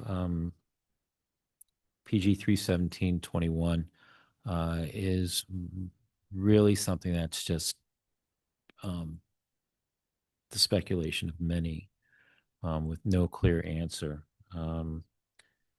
I know if they're here, James Spiropoulos is here, if I'm not mistaken. Is that right, James? I am here, yes. Okay, would you say that was a fair summation? Would you like me to comment a little bit, or? Please do. Okay. I'd like you to, if there's anything I missed, please Okay. fill it in. Yeah. First of all, yes, a very good summation. Mr. Mayor, Town Council, and Town Manager Listician, thank you so much for taking the time to consider this tonight. I know you guys have tons of things going on, and I hate to bring this across your desk. Seeing as how Councilman Lingwood just explained how confusing, I guess, is the best word that I can use. We've been doing this for 38 years now, and we moved over to the new town center market in 2012. At that point, we were operating on a Class D license, which was beer and wine on and off sale 7 days a week. We were struggling to make a go of it at that point in time. We way overspent, took way too long to build the store, and the permitting process was prohibitive. But ultimately, we got open, got going, things started to settle in. And unfortunately, at that point, the legislators in the county decided that they wanted the liquor stores to open on Sunday. I self-lobbied in Annapolis to try and upgrade our Class D license to allow us to sell beer, wine, and liquor to better compete with the liquor stores, now that they would be getting my advantage of, I was open on Sunday, they weren't. And my argument was, you're giving my advantage away now, I'd like to have theirs. Ultimately, Ann Healy sponsored a bill to allow several Class Ds to upgrade. And I lost that. We lost in Annapolis in law enforcement subcommittee, 3-3. Ty in Annapolis is a loss. We went on the next year plus, liquor stores opened. We proceeded to lose over 40% of our sales on Sundays, which started to, teeter us to the point of not making it in that new spot. I remember the day Jolene Ivy called me and said, I think we have a solution to your problem. And I said, what's that? She goes, there's a store called MC Spirits up in New Carrollton in the Giant Shopping Center that's on the brink of closing, and maybe you could acquire their license. That license that I'm referring to was a B+ license, which is beer, wine, and liquor on and off sale 7 days a week. The challenge with that license is that the MC Spirits location did indeed have a small grill in the back of the establishment, something that probably none of us would want to order anything from, but it was there nonetheless. And this establishment at that point in time was in arrears for sales tax to the state of Maryland. I think they owed the state of Maryland $70,000 or $80,000, and they owed another $80,000 to the SBA, which they had defaulted on. Long story short, we negotiated back and forth. We were able to acquire that license for $200,000, of which about 170 of it went straight to the SBA and the state of Maryland. The challenge with that license was, and everyone was aware at that time, the legislators in the county, the liquor board, Jolene Ivy, Linda Carter, my attorney, we were going to buy that license and transfer the license with approval of the board, pending the exemption or the waiving of needing to have the food requirement, because we didn't have a kitchen.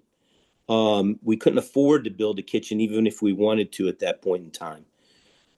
So again, with the help of Ann Healy, Jolene Ivy, a bill was passed, which Councilman Lingua just read, to alleviate and exempt us from having to serve food or to have a restaurant.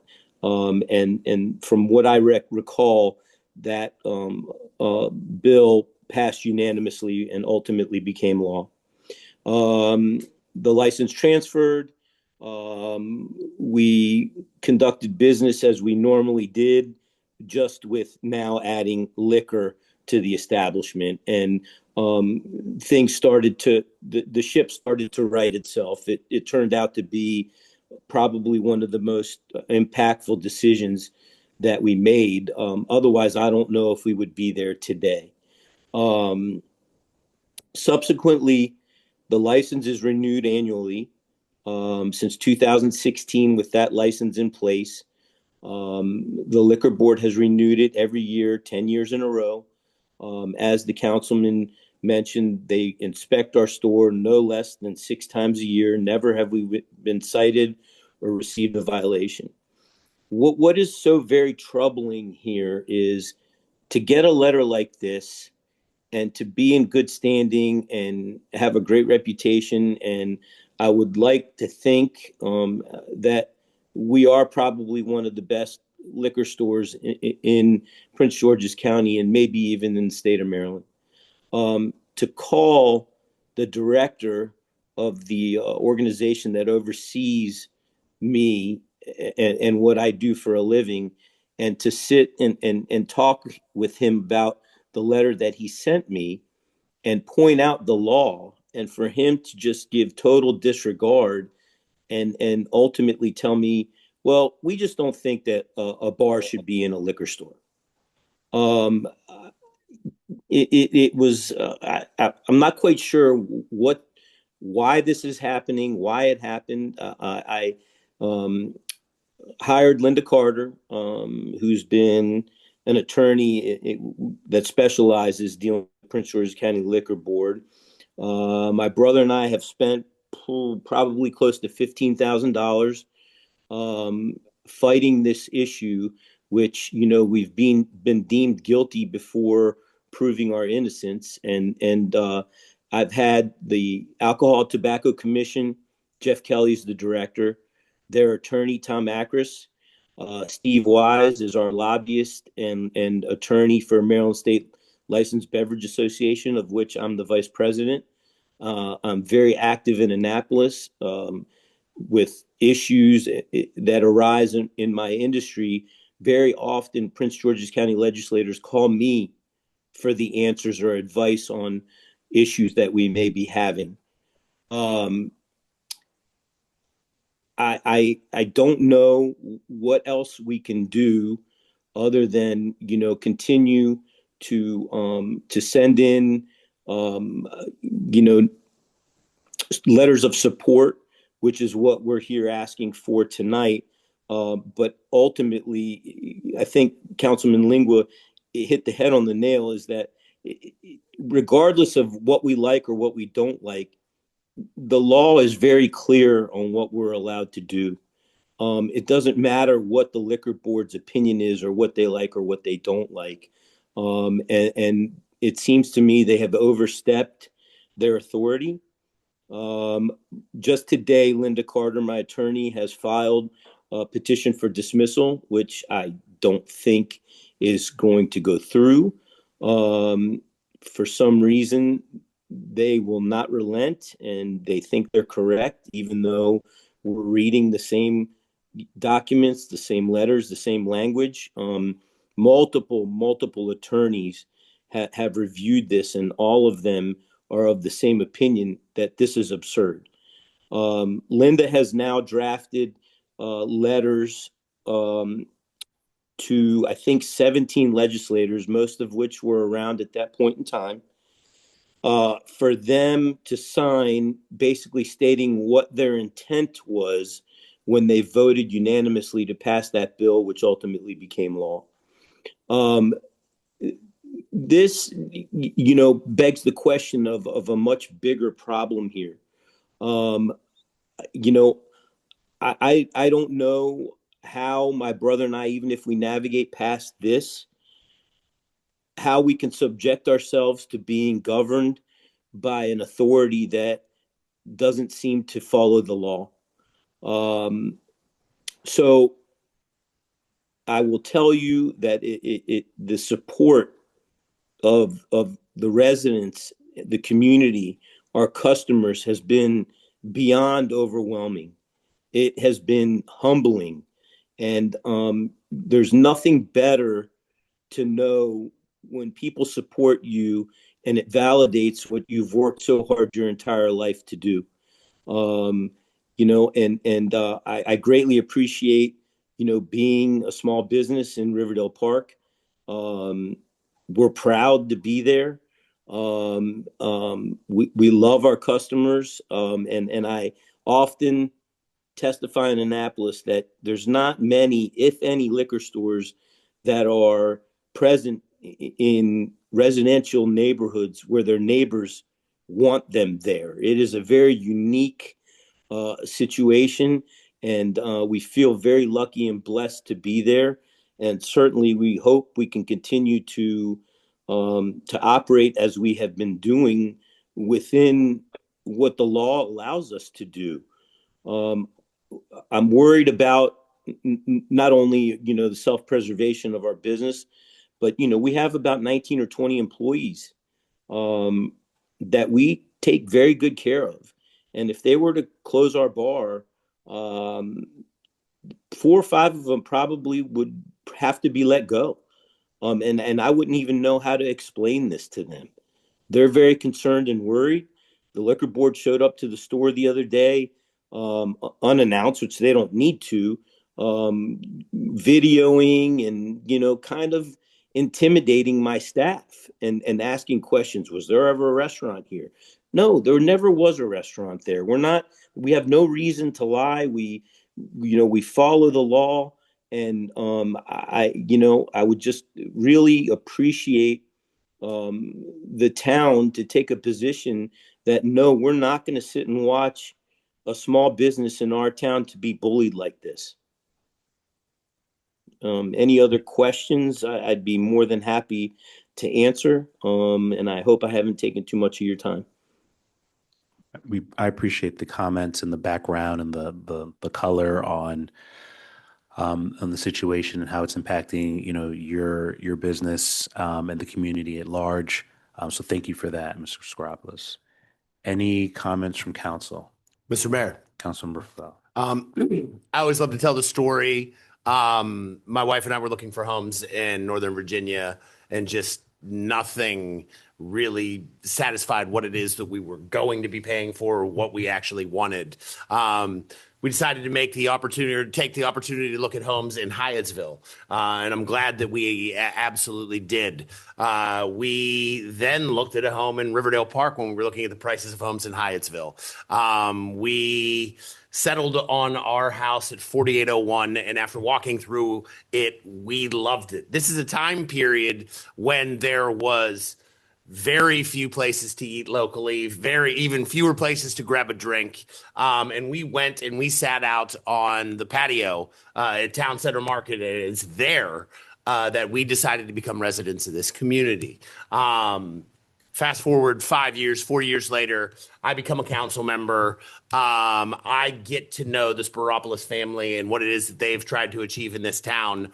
And that relationship is available because of the people that they are, right? They want to be good stewards of business in this community. They always have. They have invested heavily. I was here in March of 2020 when they were trying to get ready for a grand opening of a patio that cost them roughly $250,000 that didn't get to be used because of international pandemic. This fronts as an attack of a business in Riverdale Park that employs residents of the town of Riverdale Park. That's unsettling on many different levels to see a business entity that has invested so much in our community have their business threatened in this way. So I find that uncomfortable, especially a family that has been so engaged in Annapolis that has our county council member writing if you read the letter that Councilmember Olson sent, it's a remarkable support of this entity. When I have family in this community, we go and we sit on that patio and we talk. Just the other night, it's too cold to sit outside, but we went and had a beer and we ordered from a Riverdale Park resident. A problem that they've never had is us eating our dinner on their patio as we entertained community. I wholeheartedly support the town taking the side of Town Center Market in this dispute. I cannot and do not want to imagine a town that doesn't have that place where we can seek community together in a behaved fashion, which they always enforce. It is an entity that outlasts many of us in this community, and I think what they have done and what they continue to do warrants our support. So thank you. Thank you, Jim. Thank you, Councilmember. Any other comments from council? Councilmember Lima? Thank you very much, Mr. Mayor. I just wanted to ask of Mr. Spiropoulos. You were told that they say, quote, "We don't think there should be a bar in a liquor store." Is that correct? Yeah, when I kind of, I guess, challenged him on his letter and told him that it was an error, he kind of pivoted to, well, we just don't think that it should be there. And I'm like, okay, well, I guess at that point in time is when I knew I needed to hire an attorney. And I will tell you that this letter is dated April of 2025. Linda Carter sent a letter back to the liquor board stating that, their stance was wrong and that, there was a law, and she, pointed all that out. And, May came and went, June came and went. And I can remember it was probably in July, Linda and I had a conversation, and I said, Linda, we haven't heard back from them. And I even consulted Steve Wise on this, the lobbyist attorney in Annapolis for MSLBA. And I was like, I kind of want you to send them a letter basically asking for a letter back, retracting what they sent me in April, because my fear is that when it comes renewal time for my license in April 1st, licenses have to be renewed, that this is going to resurface. And both the attorneys consulted each other back in June or July, and they said, you know what? We think that maybe they know they messed up and they're just going to let this go away. We think you should just leave it alone. Well, we leave it alone, and sure enough, it's exactly what I thought was going to happen. We get a summons to a hearing February 11th, which apparently now has been continued to March 11th, which pushes us right up to the renewal period where, if this drags on, they just won't renew our license, and potentially the entire store will close. It can't operate without a liquor license. This is, listen, I'm gonna be very honest. We've dumped everything that we've ever had to make that place go. And my brother and I have committed that we will spend every nickel we've ever made to fight this, because this is wrong on so many levels. And I've said it over and over. We're not perfect. We make mistakes. We've made mistakes, and we will make mistakes again. But the one thing that I will say is, we are accountable. We are held accountable for our mistakes. And where is this board? Where is their accountability? Could it be that they don't have any? Well, that's a good question. And I don't have an answer on that. I think Rhetorical questions, but I just want you guys to know, what they're doing to us. This is beyond. It's mentally taxing. It's exhausting. And at this point in our career, having been an exemplary business and one that they should want to mimic, they should be ashamed of themselves. And I have said that, and I will say it again. I have no problem with offering up my opinion of where this is. The county executive will hear about this. I would hope the county executive hears about this from people that are far more important than me, i.e., the people in that room that have done such a great job of getting that town to where it is today. Collective effort by all of us, and it is an amazing thing to have seen and watched what has gone on in that town over the years. And I think it's something that other parts of the county envy. And I've always said, how about mimic what we've done? Don't try to tear down what we've done. Okay. My point, like what I was asking about in terms of being called a bar, I know you pour beer. Yep. And I guess maybe bar is a very broad term, but I've always found what you've done is you pour beer and you've set up your wine sales for on-site as a way for folks to sample what products you sell on your shelves. So if they wanted to go and try a wine before they buy it, they're able to do so.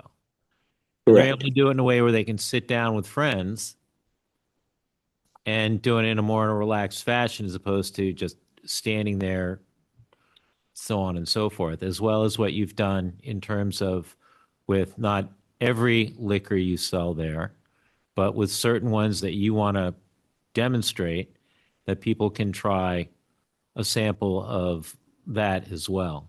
It's Absolutely. It's not like someone's going to go up and say, I'd really love a Manhattan. And you're going to look at them and say, well, there's a train leaving at, so from Union Station. Sorry, you're not going to get one here. And just so you know, we're able to stay open. I mean, as our license lets us stay open until 2 a.m. I'm not sure what the rules and regulations are with the town, but we would never even look into that. We have no desire to be there, at that time of night. And I guess ultimately it would be the definition of a bar, yes, but a gathering spot, a community hub. We welcome outside, food to come in. Very often you'll see 250 bags all over the tables in there, as Councilmember Foe mentioned. So, it's a very unique, great setup, and obviously we want to see it keep going. And again, I'll just point back to the fact this is the law. Mm-hmm. It is. Mr. I've already drafted and sent letters off to County Councilman Olson, County Council Person at Large Jolene Ivey, as well as the District 22 delegation, pointing out this fact that essentially I'm hoping that they're going to lead in the effort to uphold this law as it's written, because of there's a direct consequence to this, and the impact and the adverse impact it would have, not only on Town Center Market, but also as this would apply to the other 4 businesses that were granted this unique license. As well, the other consequence, the more indirect consequence, which would also have a substantial impact, is the fact that they could sit here and just decide to, gosh, well, if they're going to interpret, they're going to controvert this law at this point, where does it stop? Are they going to controvert another law that's on the books? And it's just, and then that has, if not greater, an unforeseen impact on others as well. I understand. I appreciate the comments that were shared. Councilmember Smith, I know your hand is raised. We'll get to you. Thank you, Mr. Mayor. And thanks to you, Mr. Spropolis, for everything you do for the community. Thanks to my colleagues and everyone here for the nice, kind words in support of this Ward 1 institution. And that's really what it is. To your point, Jimmy, I think there aren't a lot of places you could go in a neighborhood and say, on the corner, there's this liquor store that people like to hang out at. It gets hopping on the weekends. Sometimes even the parking lot overfills and the spillover takes up street parking, and it's absolutely awesome. We love having it here, and just like the fact that it's here increases our property values. Having spoken with you, Jimmy, and Teddy and Pete, and over the years, I'm certainly and everyone there aware and supportive of all of the value that you bring to the community. Would echo the thoughts of all of my fellow council members, and just say we should take this up in terms of a letter of support, and anything else we can do to support Town Center Market and keep them viable and in our community. Certainly support that. And just, maybe on a non sequitur note, it occurs to me that there's another industry who's has a lot of influence in the state that is currently trying to expand into liquor sales. And Jimmy, I thank you for your advocacy with, in Annapolis and before the county council and all your work with MSLBA. And I know that puts you in the spotlight. So that's noticed, and just want to say that out loud. So thank you. And Mr. Mayor, thank you. I'm happy to support this. Thank you very much. Thank you. I agree with the support and the institution that Town Center Market has become bedrock within the community. In terms of the council, in terms of what we can do, it sounds like there's enough support to have the town sort of write an official letter of support. And so I think we will do that and direct staff to do that as well. There is a legal process that's happening right now. It's not necessarily appropriate for us as a council to sort of insert ourselves in there. I think, when Mr. Garopoulos has laid out his plan, I think we can support him. But I think the letter of support, the same way that we've seen numerous people, and I will say that I know from the county council staff, state senator, multiple delegates, this is not something that is news to anyone. I think everyone who needs to know probably has weighed in and sent a letter of support, and I think we want to join that chorus, and we'll do that as well. And then I encourage other residents and council members as well to feel free to lobby and reach out to other individuals if you want to have them gather their support and send letters if they're interested as well. They can do so as well. But Mr. Garopoulos, I appreciate you taking the time and sticking with us as we enter the hour or two of this meeting and sharing your thoughts and the support that you've had. I really, really do appreciate everything that you all do. And I know these meetings can drag on. And again, I apologize for taking up the half hour or 20 minutes of it. But the support is greatly appreciated. And that letter of support coming on Riverdale Park letterhead will speak volumes. Thank you so much. Thank you. Does town staff have what they need in terms of sort of drafting a letter? Or have any questions from council? I don't have any questions, and we'll put a letter together. Thank you. Okay. Thank you for that. We'll move to the mayor's report, and then we'll do the town manager's report and ward reports to close this out. I'll be a little bit brief in terms of my comments. One, just want to thank town staff for the snow removal and the ongoing battle that is, 2 feet of snow plus inches of ice. In my community, I've organized a couple of, shoveling parties where people get together and try to, clear out parking spaces or, widen sidewalks. And, it's not lost that as we're doing this, we're looking at igloos that a neighbor's kids built, that looks very much in pristine condition. This just lets you know the raw materials that exist here. And Councilman Worsnop and I stopped by DPW this weekend and talked to some of the staff that was there, and the level of expertise and I think we're lucky for a town, even though we're the size that we are, to have not just a crew that's willing to work multiple 12-hour shifts to do this, but also the expertise to approach it in a way to make sure that we're not scraping cars because it's ice in there, and a level of expertise that's just we try not to take it for granted. And I know it's been a week plus, and my son is going to be out of school again tomorrow for the 7th day in a row, and the challenges that come with that. But we know we're all in this together. So just want to commend staff for the work that they're doing.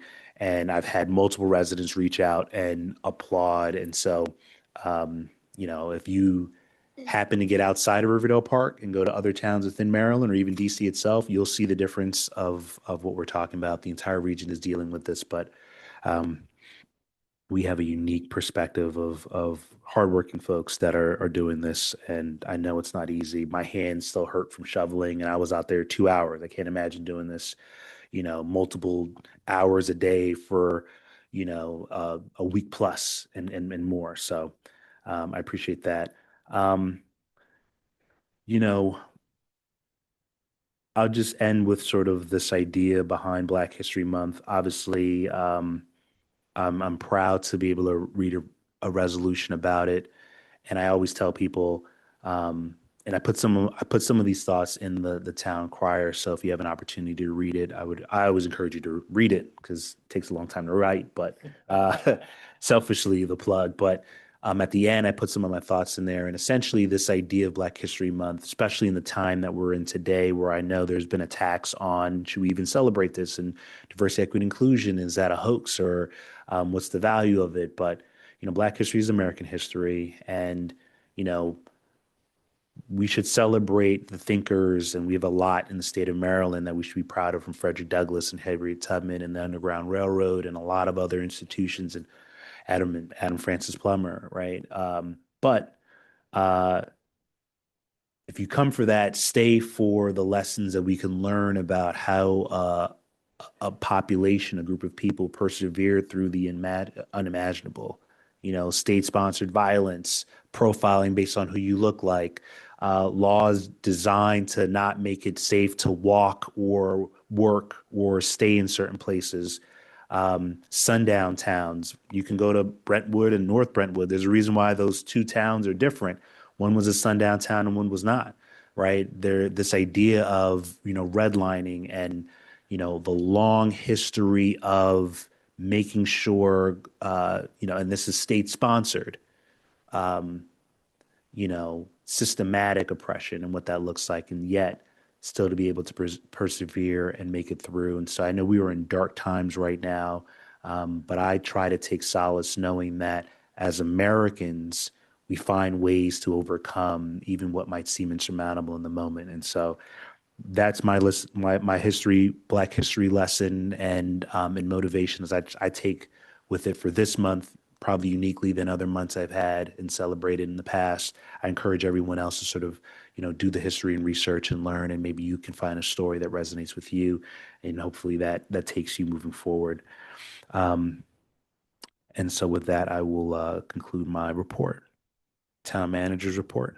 next. Yes, Mr. Mayor, I just want to thank you for your leadership and the history that you're writing today, here and now.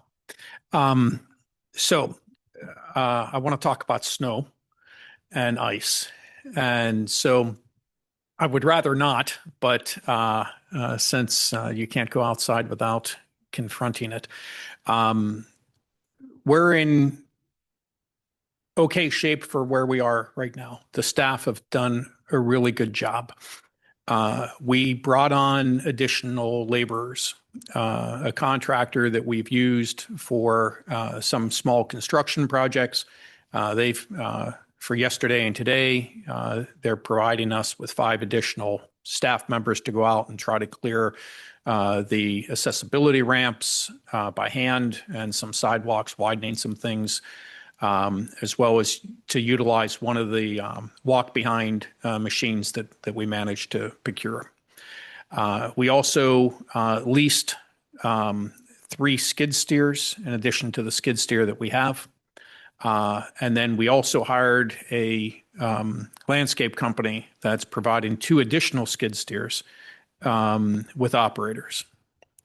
And so I toured most of the town streets today. Some still need considerable work. But we had the landscape company yesterday in Madison Hill. They did a good job. Today they were Casada, Quintana, and Patterson clearing over there. Tomorrow, it's my understanding we're going to have them really work to try to clear the sidewalks going across the bridge into Riverdale Park Station, because right now there's just a narrow path. All this to say that right now the town's not accessible to everyone, right? There's 18-inch pathway, if you're lucky, on sidewalks. Many of the residential sidewalks have not been cleared. So we are encouraging folks to help their neighbors as they can. We will have some warmer temperatures later this week. Hopefully the hard crust of the ice begins to melt and break up some, make it easier to remove. But even with the higher temperatures, by this weekend, the temperatures are going to dip again. And so the ice is not going to go away quickly. And then there's also the issue of where to put it. And I will say that I also drove through neighboring jurisdictions today. And I drove through Silver Spring as well. And on comparison, I think we're doing a good job. And I want to thank our staff. I also need to let the council know, despite what our deputy director said last week in regards to a budget question on this is costing us some money.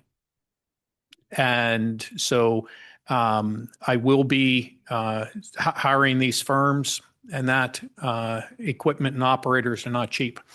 And so right now, my projection is anywhere between 40 and 50,000 will have to come from the contingency fund to keep up this level of clearing. And so that's in addition to all the operating cost that we already had budgeted, the use of our own equipment, the use of our own staff. So this is going to be a very expensive storm. And unless there's an objection from the council, I'm going to continue to move forward, employing these services, clearing things as best as we can, helping out wherever we can to get things done in terms of clearing corners and intersections. I know businesses have voiced concerns that their parking's not clear. We're doing what we can.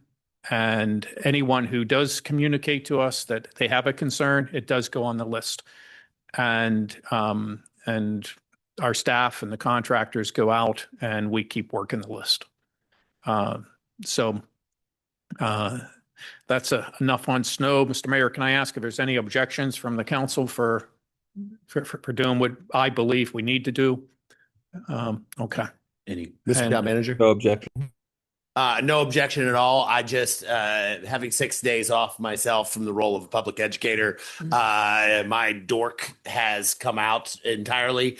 I look forward to a further dialogue of impact on town, as staff, fiscal audit, no accusations being made of impropriety. I just think this is such a valuable dialogue to be able to look at residents and say, we've spent $50 additional thousand on top of this to get this result as well. And it just shows you the remarkable storm event that we have and the limitations that we have as an entity living in the mid-Atlantic states where you don't usually see this kind of weather. Yes, and even just trying to procure the equipment, we checked every equipment rental place, and we started our search early in the storm response. Once we realized what the precipitation was, we went out 150 miles from here looking for equipment. We found equipment not owned by large companies that rent equipment. We reverted to Facebook Marketplace and found people who had reasonable prices to rent their equipment.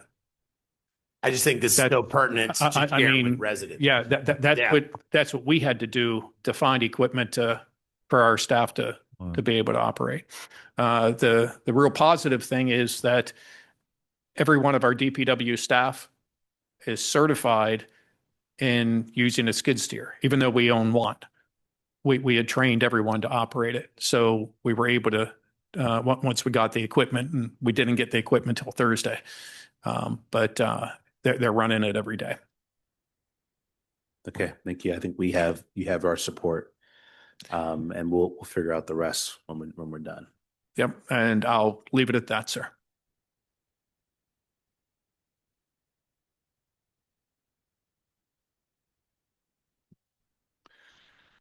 Oh, okay. Councilmember Smith, council reports. Thank you, Mr. Mayor. And just to reiterate, what's been said before, thank you so much to staff for everything y'all have done to take care of the community. Wow, it puts my face in my own face when I do this from Zoom. That's interesting. For getting us through this storm. I've been in some neighboring jurisdictions as well. Unfortunately, have had to go into the office to work downtown for most of the week or the past week or so. And, to be a place that has, in theory, a lot more resources than we do. I think I might have told this story last week, but I'll tell it again. On the way home, a FedEx truck in front of me got stuck on, I think it was 12th Street in DC. I happen to have my shovel in the back of the truck, and immediately this is, commuting hours. So 8 or 10 vehicles pile up behind me. It's a one-way street. I've got these vehicles behind me and the FedEx truck in front of me, and my shovel's in the back of the truck. So as well, I guess we're digging out a FedEx truck today.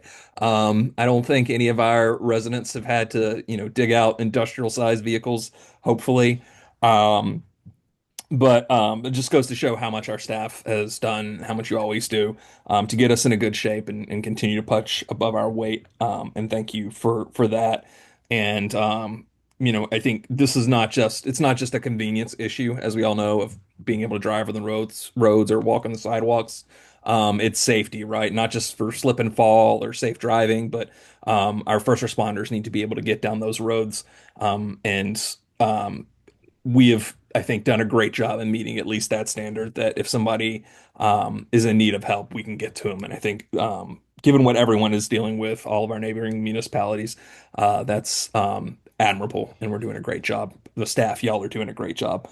So it's a thing that costs what it costs. This is why y'all do the hard work of fiscal responsibility with our budgets every year and throughout the year, and ensuring that we have those contingency funds. So certainly support anything that staff need to come back to council for approving those funds to make sure that everything here gets taken care of.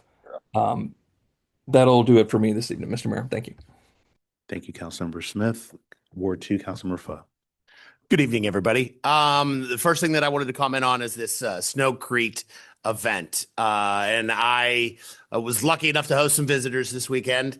My 80-year-old father from Western Pennsylvania came down, and he commented, I'd shared this with the town manager already, that he's never seen anything like this in his life. Coming from that community, dealing with snow, as opposed to this, I think that has some value. I've never seen anything like this in my life. It is ice skating out there. So when I hear you guys complain about your children being home from school, I have to let you know that if you come for my snow days, I will come for you. It's just part of the profession that we love tremendously. I just want to say thank you to Town Center Market, and I look forward to a dialogue where we can unwrap how this has impacted our community. So outreach can be, it's easy to complain in these events. It is, I think, remarkably more powerful to say, this is what we did. This is what the cost analysis was. This is how we solved these problems. I think that speaks more volume to the job that we actually do. I am incredibly thankful for DPW. I'm hopeful that they are able to get some additional compensation through overtime wages if possible. Secondly, the mayor talked about this last week, but I was able to attend with him the Martin Luther King dinner and District 22 event in Annapolis. We both luckily got to attend the House session that started at 8:30 that evening. It was remarkably powerful in these times to get to experience that. I appreciate you, Mr. Mayor, for encouraging me to go, allowing me to drive. But it really speaks to who you are as a leader. I texted you last evening, and I just want to make sure that I get this right. Chris Fike is a close friend of mine, and I wanted the opportunity potentially to swear him in. I asked the mayor about that, and within 5 minutes, I was receiving code via the email or via text message. And I was like, I'm sorry, man, I didn't want to give you a homework assignment. And his response was, I don't mind researching the town charter. I learn something new every time. What a remarkable response from a new leader in this environment to receive that. I think it indicates who you are as a person, who you are as a leader, and who you want to be. As we sit here in Black History Month, the opening of Black History Month, to have you, the first Black mayor in this town's history, I'm getting chills as I'm talking about this. It is astonishingly remarkable. I am so grateful to follow your steps and to be on this council. It is a historic event for our community, and it doesn't fall flat, I think, in front of anybody in this room. So what an awesome time. I think this is an incredible time that we should commemorate, honestly, as a town. With it being Black History Month, a few years back, we made the decision to follow through with naming a space in our community after Adam Francis Plummer, who's enslaved in this community at age 10. A remarkable human being who had freedoms that you don't see frequently offered to the enslaved. He was allowed to leave. He was allowed to obtain a marriage license that they were going to use to escape, which I think is a remarkable portion of that story. He has a family. They are rooted in incredible faith in a time period that is remarkably insensitive to their desires and wishes. As we are looking at historic markers coming down across our country, Philadelphia, let me read this. At Independence National Historical Park in Philadelphia, the Trump administration took down an exhibit on the contradiction between President George Washington's ownership of enslaved people and the Declaration of Independence promise of liberty. I would encourage everybody here to watch Ken Burns' new documentary on the American Revolution. It does not mince words about the incredible necessity of George Washington against the juxtaposition of his refusal to want to grant men of color freedom in this country. It weighs heavy throughout the entire documentary. And it is an honest dialogue about the holistic approach of history in this country. I wrote down, as you were talking, Mr. Mayor, a lot of what we dialogue about when it comes to people of color in this country is not taught in classrooms, right? It is the long history of what isn't taught in schools. And I have always, when we're dialoguing about Plummer Park, I always use this circular approach to my vision of history. Like, we talk about George Washington. What we need to honor is the impact that slavery had on his financial wealth, his life, and how those people were impacted negatively as well. So on this Black History Month, I am calling to honor our first Black mayor in this town's history. Simultaneously, I want to double down and say that we need to complete that circle in our own town and honor the life of Adam Francis Plummer, the sacrifices his family made, and we need to honor those unnamed enslaved that lie beneath the dirt and the grounds that we now call Riverdale Park. It's an honest approach to history. It's those stories that we don't tell in our schools, and it's the way that we can make our community whole in this ever important Black History Month. So thank you very much. I yield the remainder of my time. Thank you, Council Member, and I appreciate the words that you shared. Councilmember Lingua, Ward 3. Thank you very much, Mr. Mayor. Good evening to folks here in the audience and those who are zooming in. Yeah, I'd agree. Absolutely. A lot of what I spoke about last week at the work session, that was the majority of the report.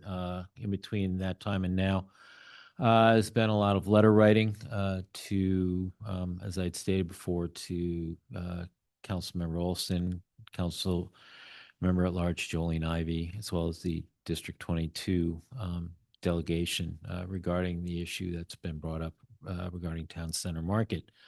I'll make sure that staff and all get copies of those letters to read and to hold on to as record.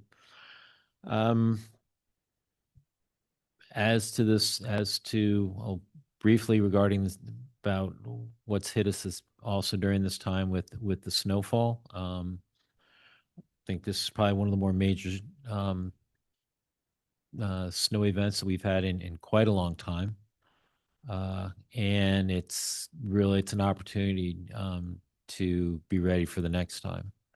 And I think a good SWOT analysis of this storm and how we go and how we prepare for whatever comes before us next will probably put us in good stead.